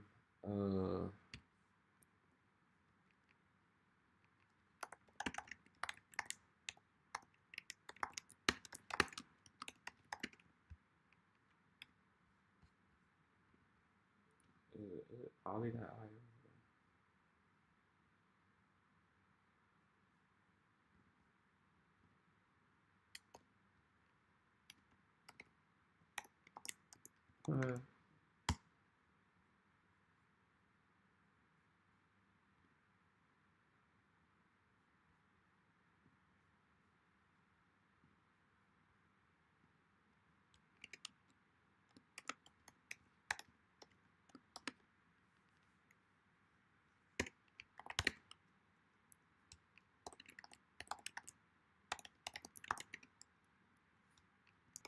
This Bazil, he's the director of sales.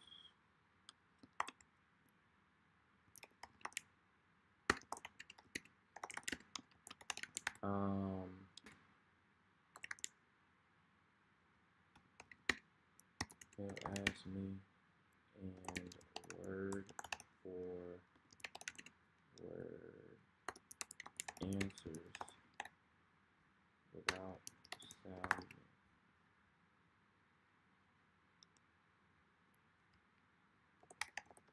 Anything like, oh no, actually, word for answers. I'm gonna say the answers should sound natural and nothing like AI, right?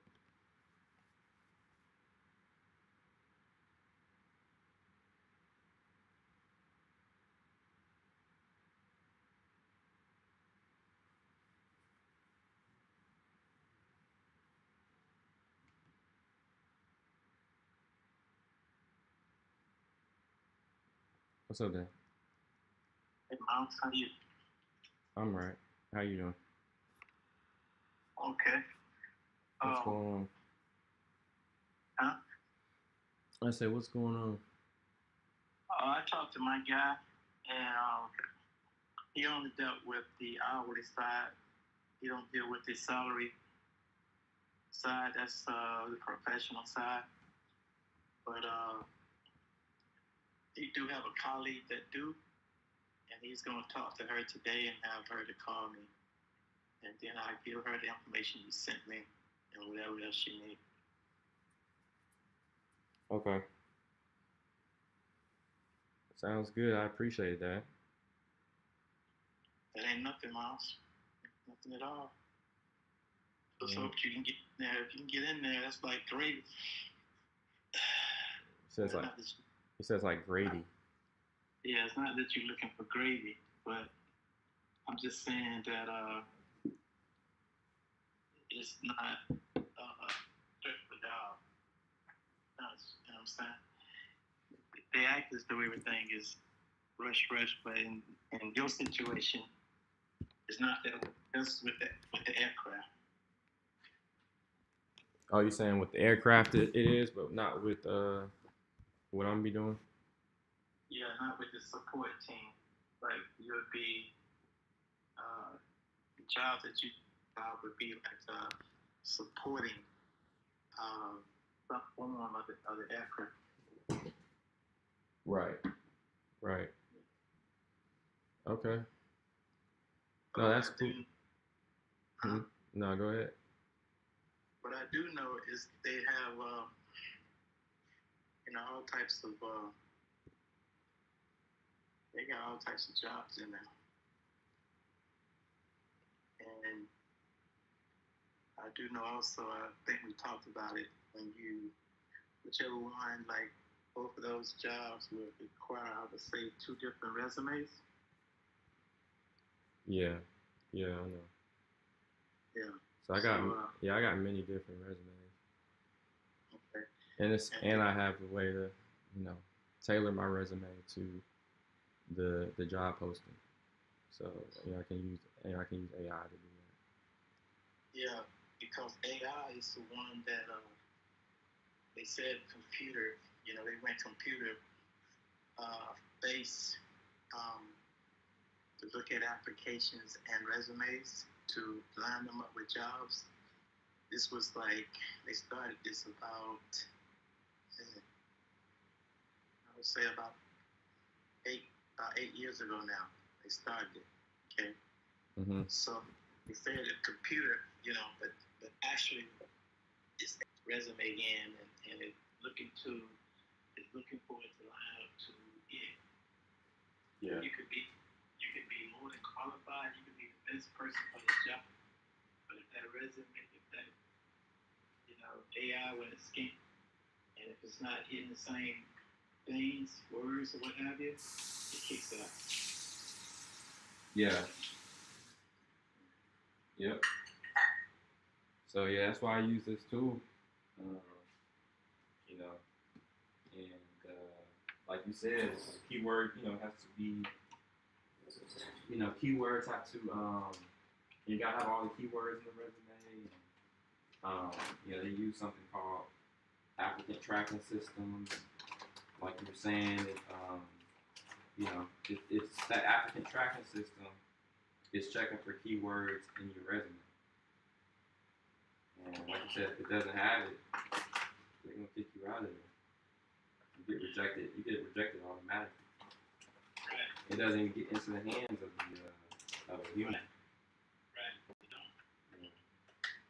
That is the other thing too.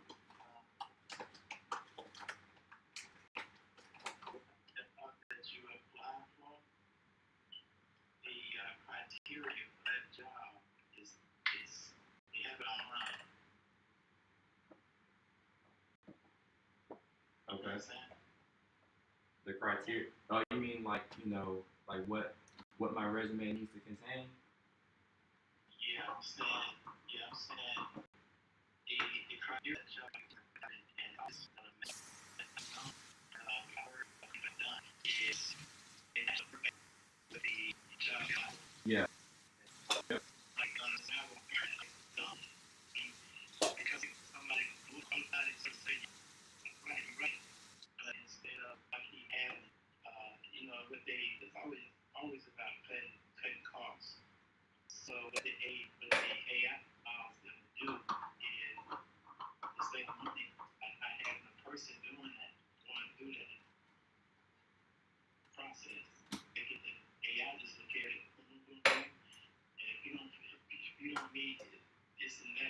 where you like exposed to, boom, you out. Yep. Yep. Exactly. So I think people are, at least I am for sure. I'm on top of that stuff. So, but yeah, I mean, I can go in and look online and, for, the criteria that the resume needs to have in it. But AI is helping you with that too. So, but yeah, like you said, whenever they ask for the resume, I'll go in and make the necessary updates to it so it aligns with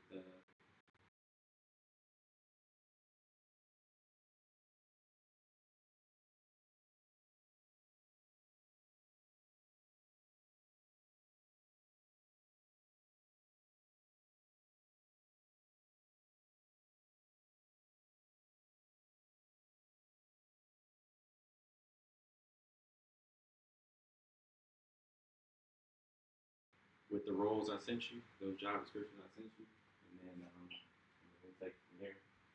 From there, it's just it's really gonna be.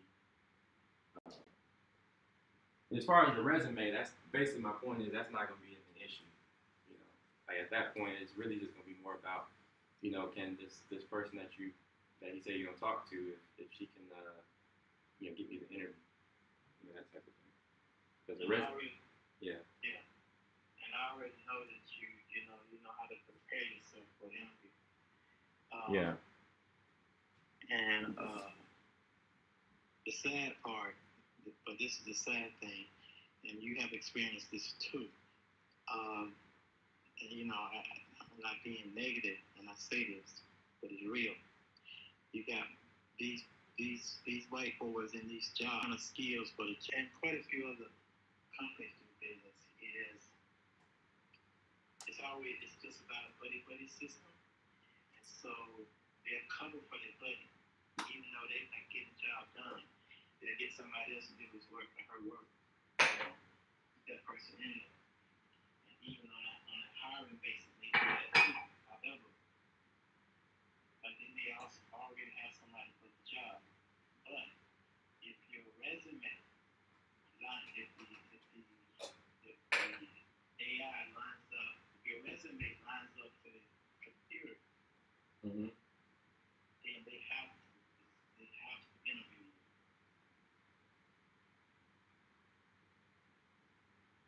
Yep. The other thing too, with Lockheed, you just this big corporation, okay?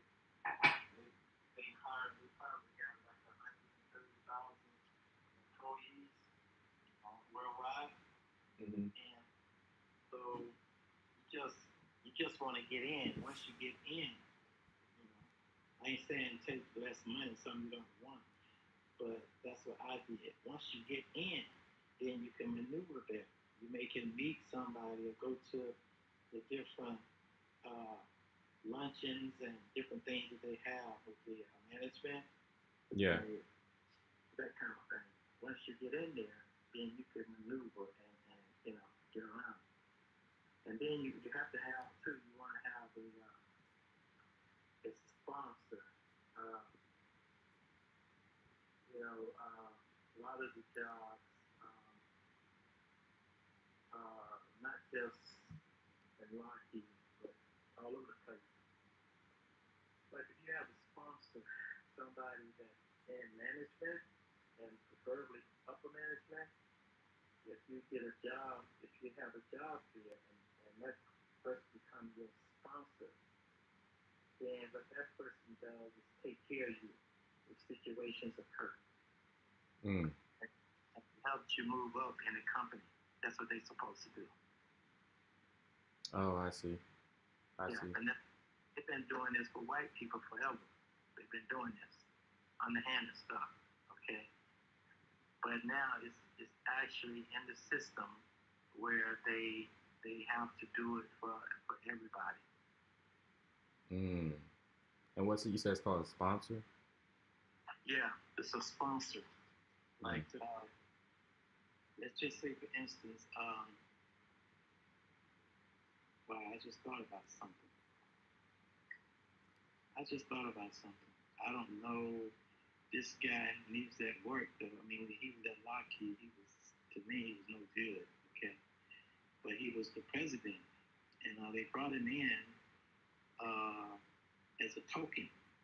Okay, and as a token to show the government that they meant well because they was getting a lot of complaints from employees and suppliers. Okay, about the way the company was doing business and how they was managing.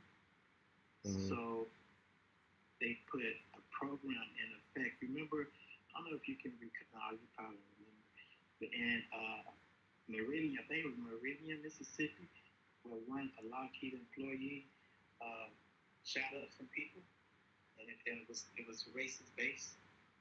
I don't know if you ever heard. No. Okay. I ain't heard that. After that happened, Lockheed had to put policies in place because Lockheed actually is like 80% government contracts. So therefore, being 80% government, you treat people, okay? Because people, the government is the people. The government is there to take care of people. Bottom line. So the government is for the people. So Lockheed had to put in different laws in place where the people can be more protected. Okay. And if they go outside that law, they can be sued, or the person that have insulted somebody or said something dumb, they can be fired instantly. That kind of stuff. But they have done a lot of messed up stuff in the past now. It's just, I still say it's a racist company. But, you can get in, you can make money there. But what I want to say is this. Guy came in, and again, personally, I thought he was correct. Okay. His brother came in, and they made him president of the company. This right during the time after they had a big lawsuit with the company, this discrimination lawsuit. So they pretty came in like, he's Billy on the engine at Lockheed, but he I don't know what role he played with that company, but anyway, Lockheed brought him as a president, okay, and so he came in with his chest all up in the air, big old head. So, but anyways, he retired, and just so happened, I just thought about it really. The guy's wife, okay, and B are friends. Okay. So of course he's no longer with the company, but the strong possibility he can put word in for a person like for you. You know what I'm saying? Yeah. So definitely, if Beverly could talk to his wife and then her wife to him or something like that, or if you talk to him directly, then yeah. Yeah, no, him and I don't see one another, but we see eye to eye. Okay, well. I had to check him one time. So, but Beverly, again, she talks her and his wife, which is a devout Christian too. His wife, he's a piece of crap, but his wife is a good lady, and her and Beverly are friends, and they do text one another back and forth. I would say probably at least once a week, several times a week. Okay. So I talked to her today, and she's sweet because we didn't go to bed till about 6. But I talked to her today, and I said when she called me, I'm sure she will. Okay. No, that's great. That's great. I just think because he's not a person that's uplifted. That's good people. A lot of people see the black president of the United States because he was black, was on to him, expecting him to help him even in it. And he made a lot of money for what he did.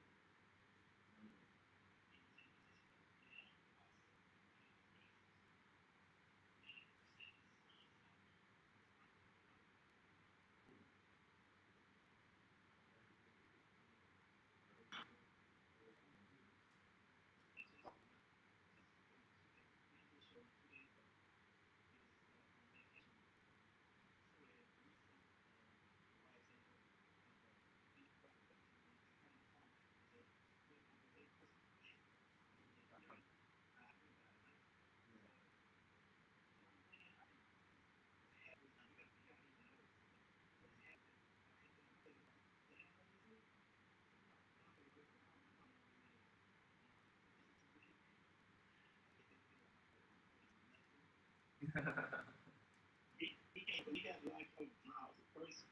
His first speech, okay, Mm. was about him. In other words, he said, in the first speech to me, I'm here to I'm here to live and stay alive. This is what he said. The process of him talking, after he talked about it, I just walked away. I went. They said, "Where you going?" I don't have time for this. This guy said, he up here stroking himself like he he's a token. Yeah, I don't know reason they brought him in. Just so they fire.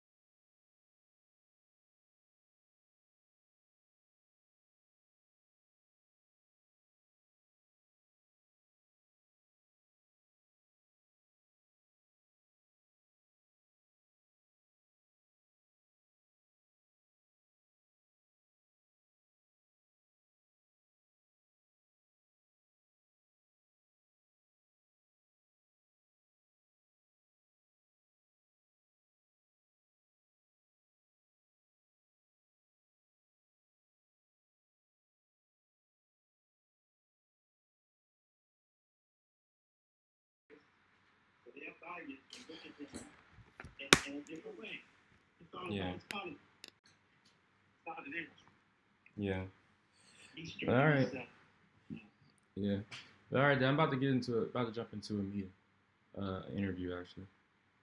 All right, talk to you. All right. All right. Love you, Dad. But yeah, go ahead. But yeah, let me know when you talk to Beverly and when the guy calls you back about I will. the lady says he's gonna talk to you. Yeah, I will. No All problem. right. All right, Dad. I'll talk to you later. All right. Love you. Love you too. All right. Bye.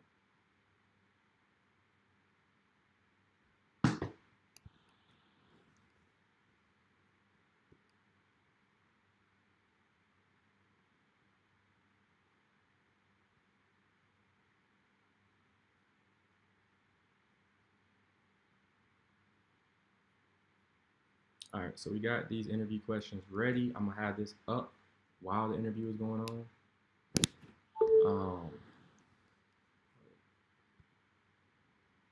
Yeah, I'm gonna have this open while the interview is going on. Y'all see, I just changed, put on this little sweater or whatever. And your boy get outside, so.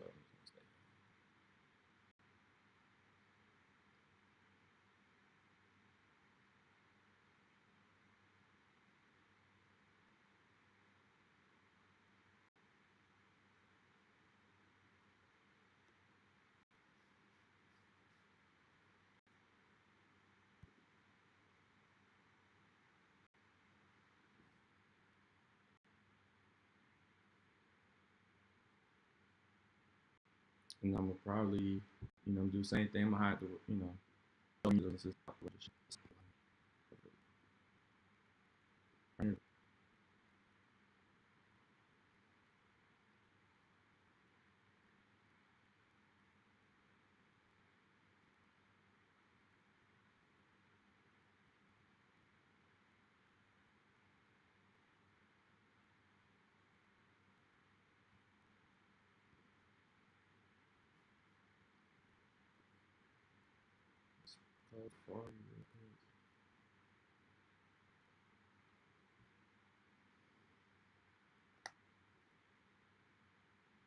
set this voice recording up. I'm about to interview with Polly. This is the second interview. The first interview was a phone screen. So this second interview is gonna be with Zach Brazil, who's the director of sales at Polly. And I'm providing recording of these first few sentences, two lines as context for ChatGPT. Today, January 7th, 2026, and I'm about to jump to the interview now. Use this recording to let me know what went well, what not go well in this interview, and how I can improve going forward. So again, I'm about to start the interview now.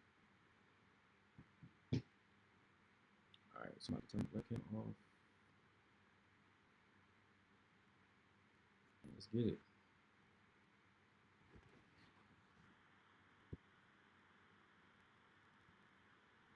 I might have to stop stream since I'm lagging, and if I have to stop stream.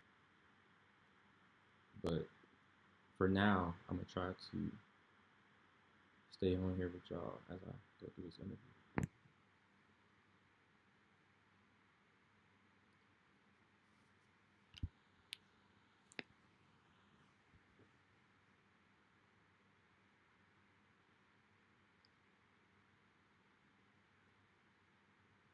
So I still haven't joined the interview yet.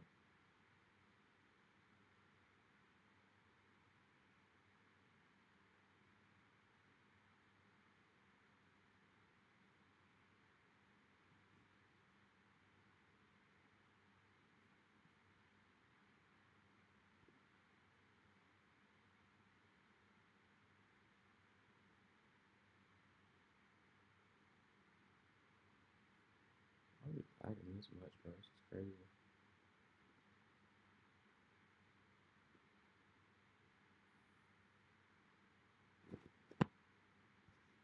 Hey, Miles. Hey, Zach. Sorry I'm a couple minutes late. I actually had a little trouble joining the call. Can you hear me and see me okay? Yeah, I can hear you now. Can you hear me? Yes, I can hear you. Give me 1 second. You're kind of cutting it out, actually. I'm cutting in and out. Okay. Okay, I can call. Yeah.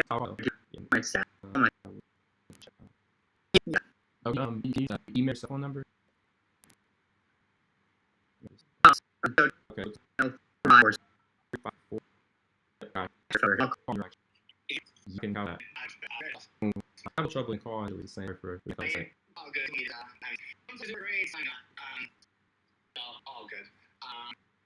Anyway, so I am. Aaron, Georgia. What about you? Okay. Appreciate that. Yes, yes. Here. So a bit more about me. Oh, sorry. Give me just 1 second, like 2 minutes. Oh, here we go. This much. Alright, and yourself. So, this morning, I'm trying to obviously, I guess I just be favorite like role. Neurons maybe we need for you open a job if you a little over a year, if that's but I'm curious like what you're looking or what sort of led you to take conversation.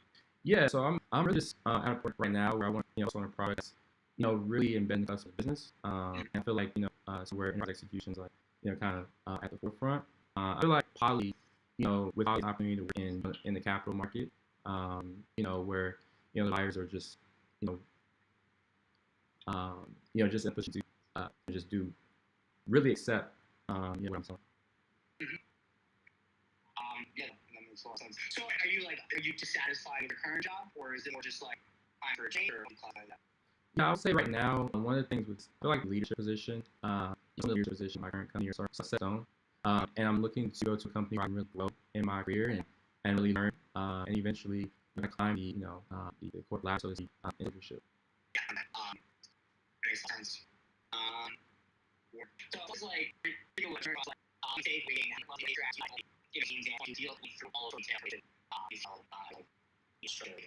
yeah. So for me, I like to start understanding how the topics, currently. And so early conversations a lot of times there's more about context. I'm not trying to pitch or sell them. So first and foremost, I identify the players that going to be most in the process. So look at economic buyers, people in the next side, compliance, leadership, and then just make sure. I think I would really make sure that just all those groups learn their pain points specifically. What matters to those different groups. My process in general. So basically, how I run my entire sales cycle is I like to identify several different indicators. So I'm using a lot of times the revenue of the company, as I mentioned before. Looking for identifying the stakeholders that are going to matter most in the deal. fundraising for a company, also a lot of times an indicator for me. And what I also will do sometimes is, become a user of the product itself to, identify, pains within the product. A lot of times we start conversation with the buyer because of trust. So I start with that targets, using those indicators, reach out, based on, based on those pain points. So that's our conversation. From there, I'm getting them, in that discovery call. And in those calls, I like to say, or I like to put it, I like to listen, to them a lot more than I'm speaking. So I'll ask them certain questions, of course, but overall, I'm listening a lot more in that call. They can tell me what their pain points and challenges are. I found that the more I let them talk, the more they'll tell me what their pain points are. And then I'm, send a demo call where, I'm, essentially creating a tailored demo, to those pain points that, that I identified in that discovery call. And ultimately, taking them through, after that demo call, taking them to close, our negotiation and ultimately closing the deal. Right now, my average ACV is 200,000 at Trinity Neurons, and we're selling to trading platforms, and basically companies in the fintech space. Okay. I mean, is it typical is it typical for you to have only a single demo and then close, or do you generally have to do multiple demos, multiple different stakeholder groups, so on and so forth? Yeah, it's usually a lot of multi-threading, because a lot of times the different stakeholders, they have specific needs and things that they want to address with the challenges. So a lot of times I'll tailor my demo for each group, as I come into the meeting, to make sure that I address those pain points head on. Sure. And how long typically? How long are your deal cycles? So my deal cycles right now are anywhere from 150 days, from 3 to 6 SDR. So I feel like the SDR, is a lot of times they just typically help me with, finding specific contact information, of the buyers. But my role is to, do the outreach and to do so in such a way that I am, where my messaging is going to resonate, with the buyer. So I think it's the SDR job to, essentially figure out, what to say, whether it's a call or, if it's an email or LinkedIn, a message, what have you. It's my job to, come up with the right messaging that's going to resonate with the buyer. Yeah, that makes a lot of sense. Appreciate that. Something you learned in here. What's a deal you lost 5 years? We will do that in the future. Yeah, man. I feel like what I learned most is that to bring in all of the necessary stakeholders into the conversation early as possible. Because I actually last year lost a deal where I was on the same page, with the product team, and their tech team, but we had a hard time, coming to terms on compliance, with the compliance side of things, and so I learned that, hey, get compliance in, as early as possible, even in those early conversations, because I'd much rather have an objection come into play in the first few weeks, as opposed to a few months down the line when I'm thinking, when I'm trying to close the deal. So, again, just to bring compliance, and especially, anyone who, procurement as well, that have, a huge say-so when it comes to, contracts. Yep. That, tracks. I appreciate that. I don't necessarily have any follow-up questions, but that makes a lot of sense. And is important, obviously. Typically, even before I have the the first call with that particular buyer, I'll typically ask them, who else needs to be in this call with us. Like, is there anyone else who should be in this conversation? When we have it, and a lot of times they will, they'll let me know at that time. If I don't ask them that, then they'll kind of, like you said, they'll kind of make it seem like they're the decision maker. But when I ask them if any other decision makers need to be in the call, that's when they'll typically let me know. We can get those individuals in the call as soon as possible. Yeah, that makes a lot of sense. Let's see. What else do I got for you? When things are going well, or I know you sort of we're all been in a rut. Something's going our way. Sometimes you feel like nothing's going right. Honestly, what do you do when you're in a rut? Or when you're in sort of that dry spell, what do you like to recenter yourself or re-anchor yourself to? How do you bring yourself up? Yeah, that's a great question. I feel like I need a reset. Even with the deal, specific deal, just in general. No, like I actually don't mean with specific deal. I can mean generally speaking. Sometimes deals, no matter what you do, right? Like you can't miss, like can't miss. Right. And sometimes you feel like you can't buy a break. So like when in those times where it feels like you can't buy a break, like what is your daily break case look like? Like how do you get yourself out? Yeah. Yeah. In a rut, everything's going wrong. I think, I think for me, I just try to do something that's honestly outside of work and maybe relax me. So, I go for a walk, I'll go for a long walk, to be honest. Or, I'll talk to, close friend or one, about work, zero, some ego massage, honestly, to do that, to relax me. And then that allows me to start thinking clearly again. Because when when everything going wrong, I can start, I'm second guessing everything I do. I'm second guessing everything I do now, and nothing's going right. So, but once I do something to relax myself, it allows me to kind of, refresh my mind, start thinking clearly again, and I typically move forward from there. Yeah, makes a lot of sense. I want to make sure I have our top, and I just want to make sure you can see Sure. I think we can better right now. If I have any good chance. Okay. So Zach, you're a director of sales at Bobby, right? Yeah. Okay. Yeah. Awesome. Okay. So, so what would you say, Zach? When you're looking at someone to fill this role, what would you say, defines success for, an EAE in this role within, I'll say, the first 6 months? Like, what success looks like in this role? It's a good question. Generally speaking, success looks like any number, right? But that's the shitty answer. In the first 6 months, and success looks like getting yourself up to speed. Generally speaking, what does that mean? Like you've started to reach out to other people in the organization. You're making learning. Like we sell a very technical product in a pretty technical industry. I don't think it's that hard to learn, but you have to actually learn it. You have to. Otherwise, you will never be as good at this job as you want, because we're selling to people who have only ever been in mortgage capital markets, ever. Like that's it. These dudes have had one job their entire life. They've been doing this for longer than you've been alive. And if you can't speak the language, you're just immediately shooting yourself in the foot. So success looks like becoming a master of the industry, becoming a master of the product, understanding what our value add is, how we differentiate ourselves from the competition, who is the competition, and then just generally how all of this together.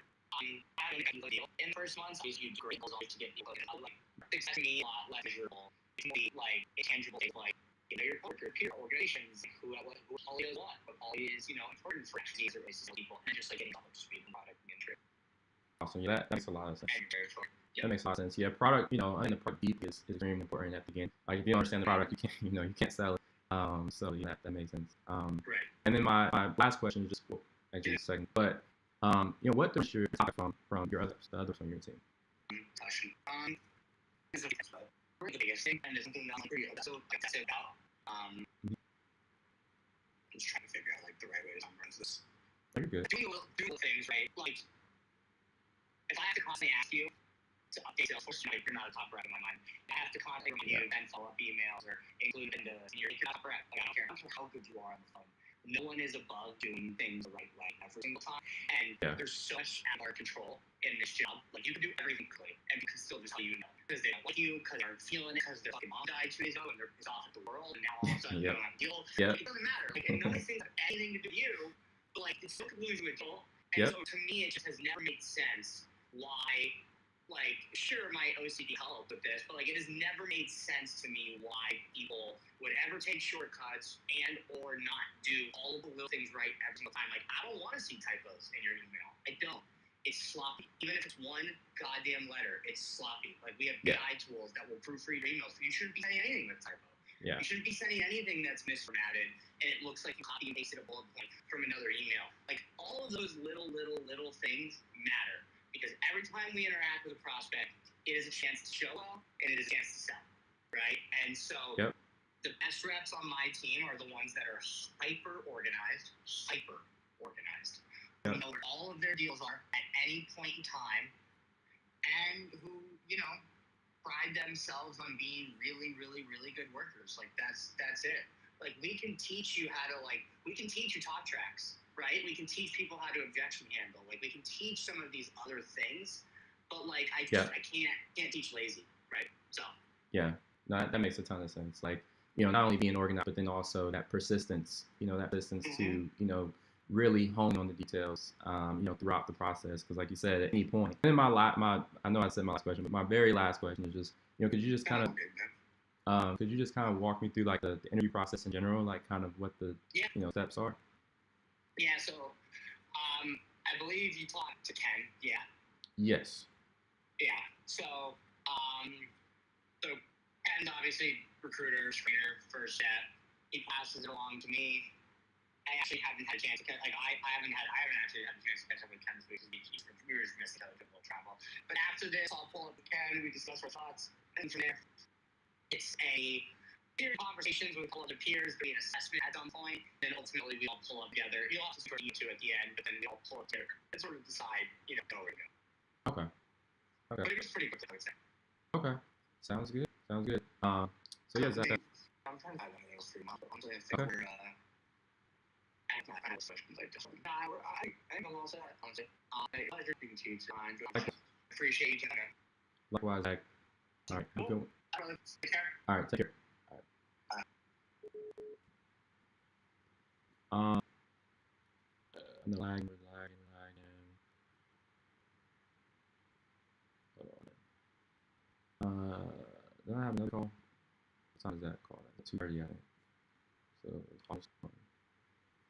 Real quick, I think I screwed up at the beginning. That's because ChatGPT. Y'all can see my screen. ChatGPT had a stupid way of wording one of the things. Can't read any of the ChatGPT stuff, but the I just don't instantaneous. That grew me all nice. But other than that, I got the thing. But all in one stupid question, and you use what's the the answer. It's just the way that GPT the answer was like within the all, and it was just like so I really after most personally what GPT had. Like, what the hell? What the hell is this?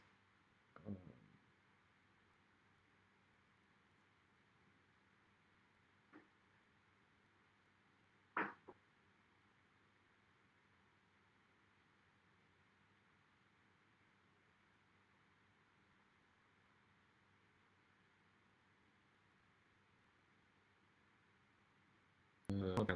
No, I don't talk my second day.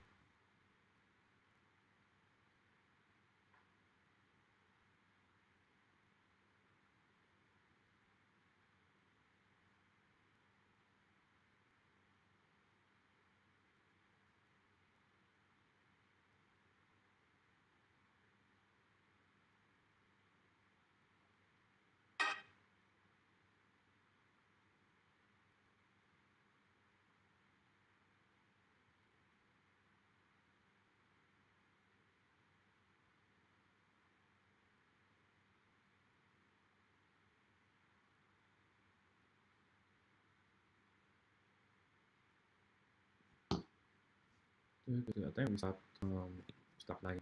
I think now we still lagging a little bit.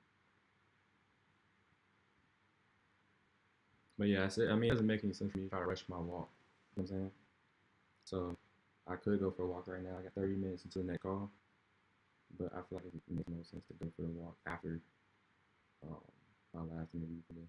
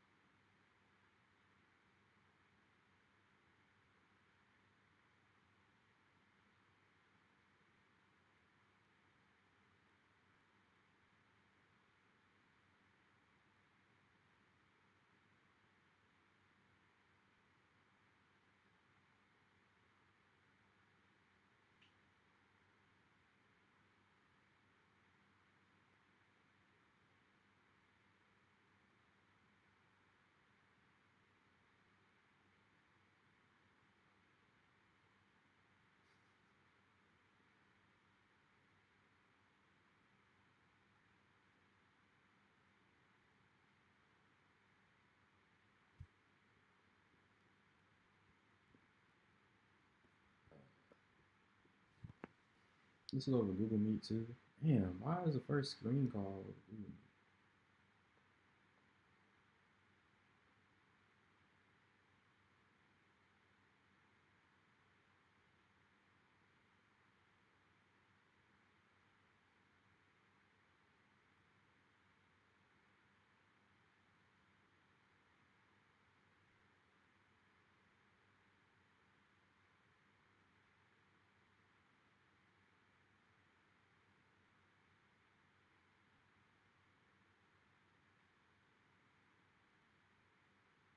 Let me prep quick.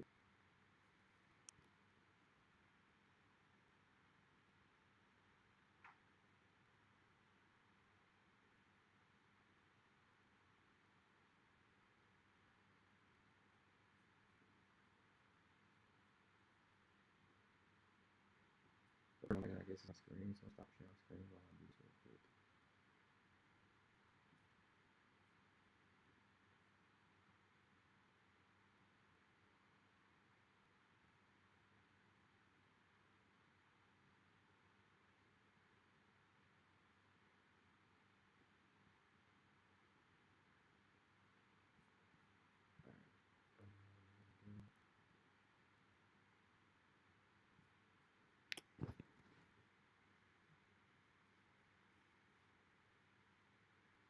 Bro, do I not be busy, bro? Sometimes I feel like maybe I don't really be that busy. Y'all see what's been happening, right? When have I had a chance to? I did. I ain't gonna lie. I did have what? Technically had 30 minutes between those two calls. But like, you know what I'm saying? Since 11, bro. We've been heads down. We've been heads down.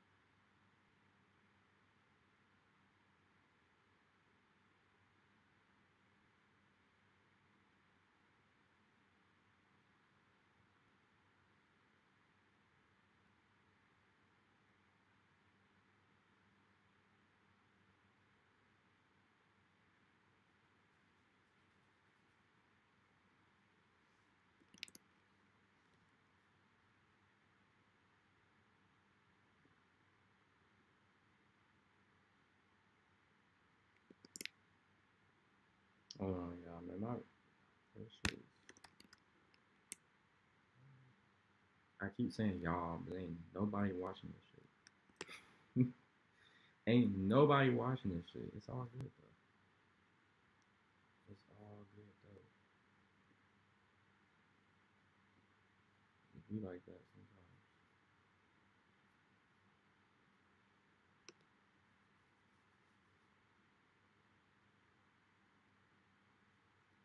Let's see.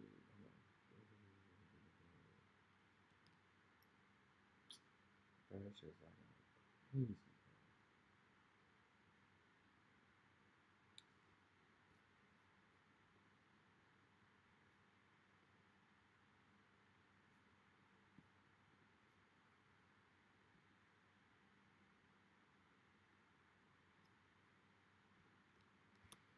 Let me do this on my phone. Actually, let me do it on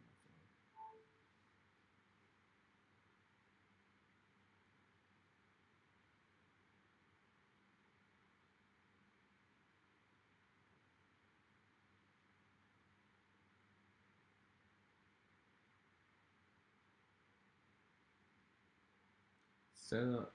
Never mind.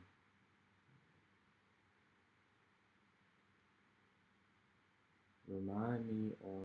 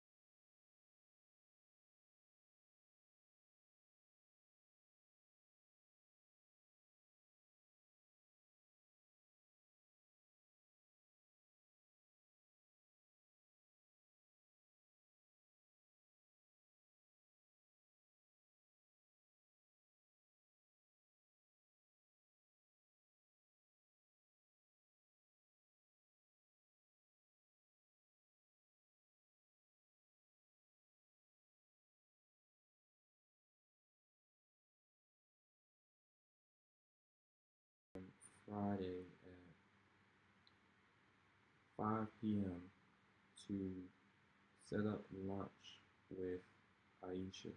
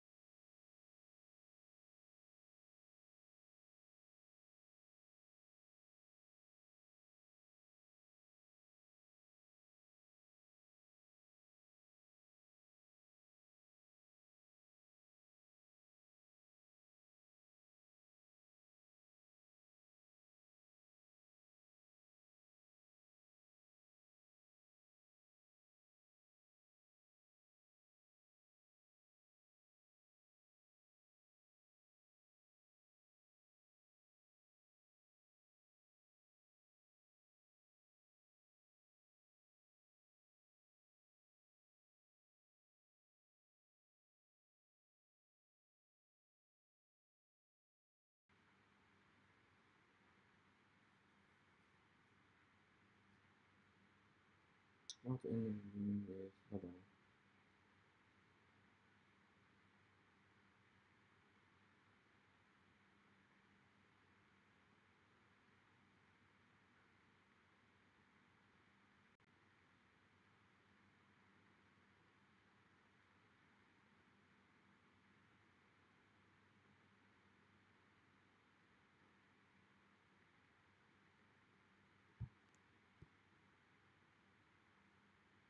Let me see.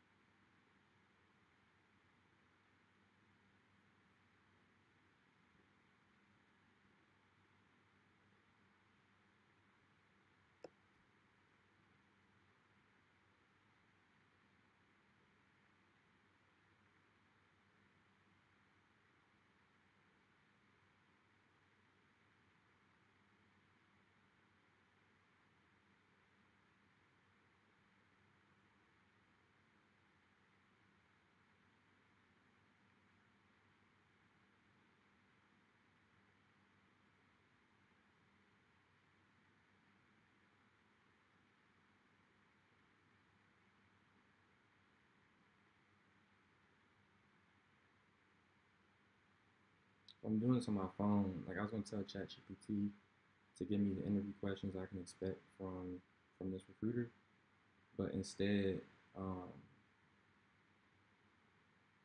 I'm just asking ChatGPT on my phone since my Mac is lagging.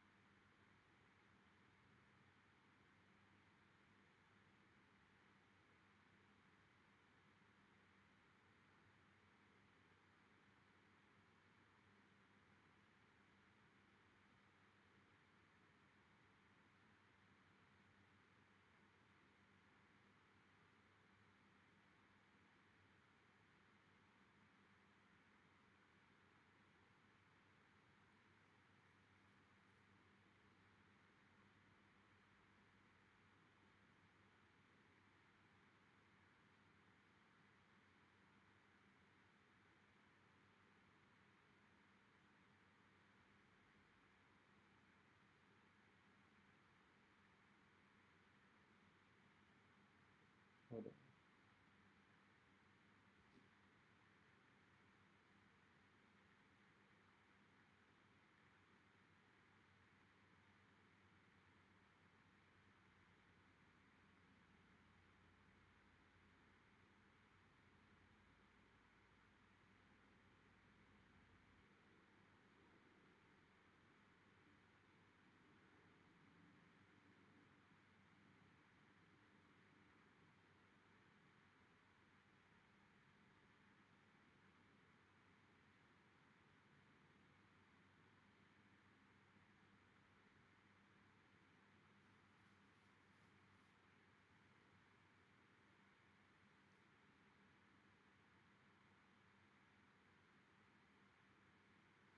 Cool. So we should be prepared now for this interview.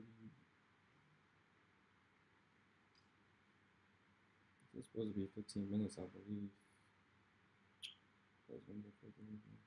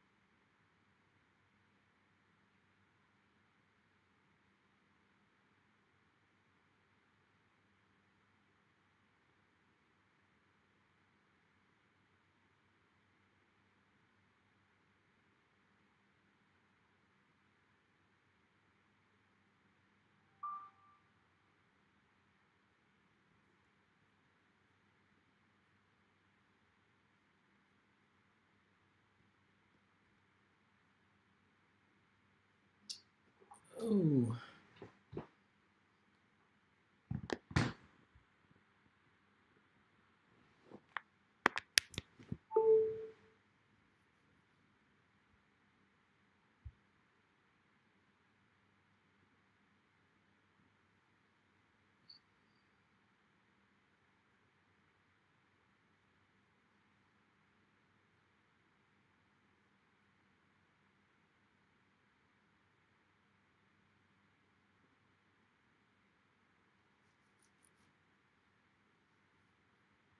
So I got 2 interviews tomorrow, and then 1 on Friday, I think.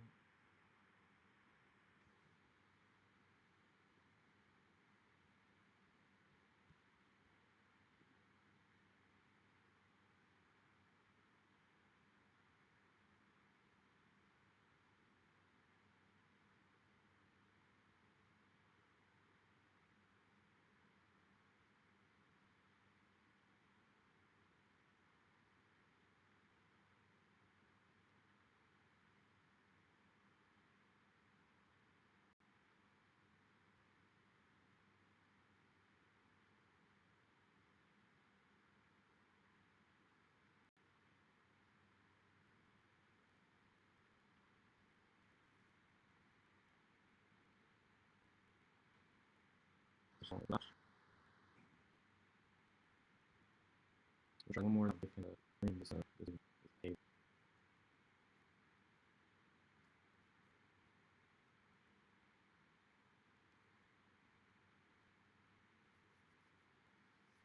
Oh.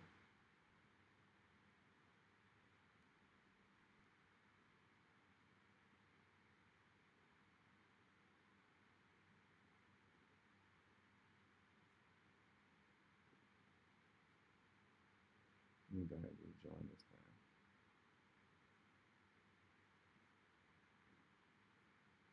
So I'm not super late.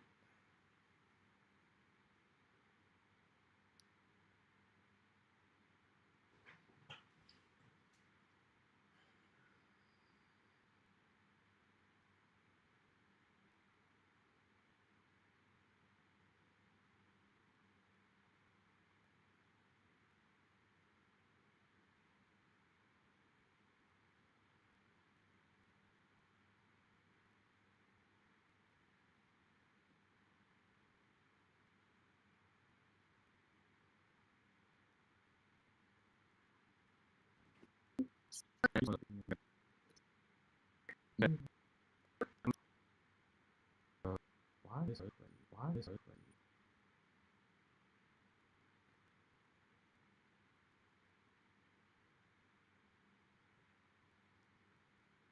My interview came a big flash.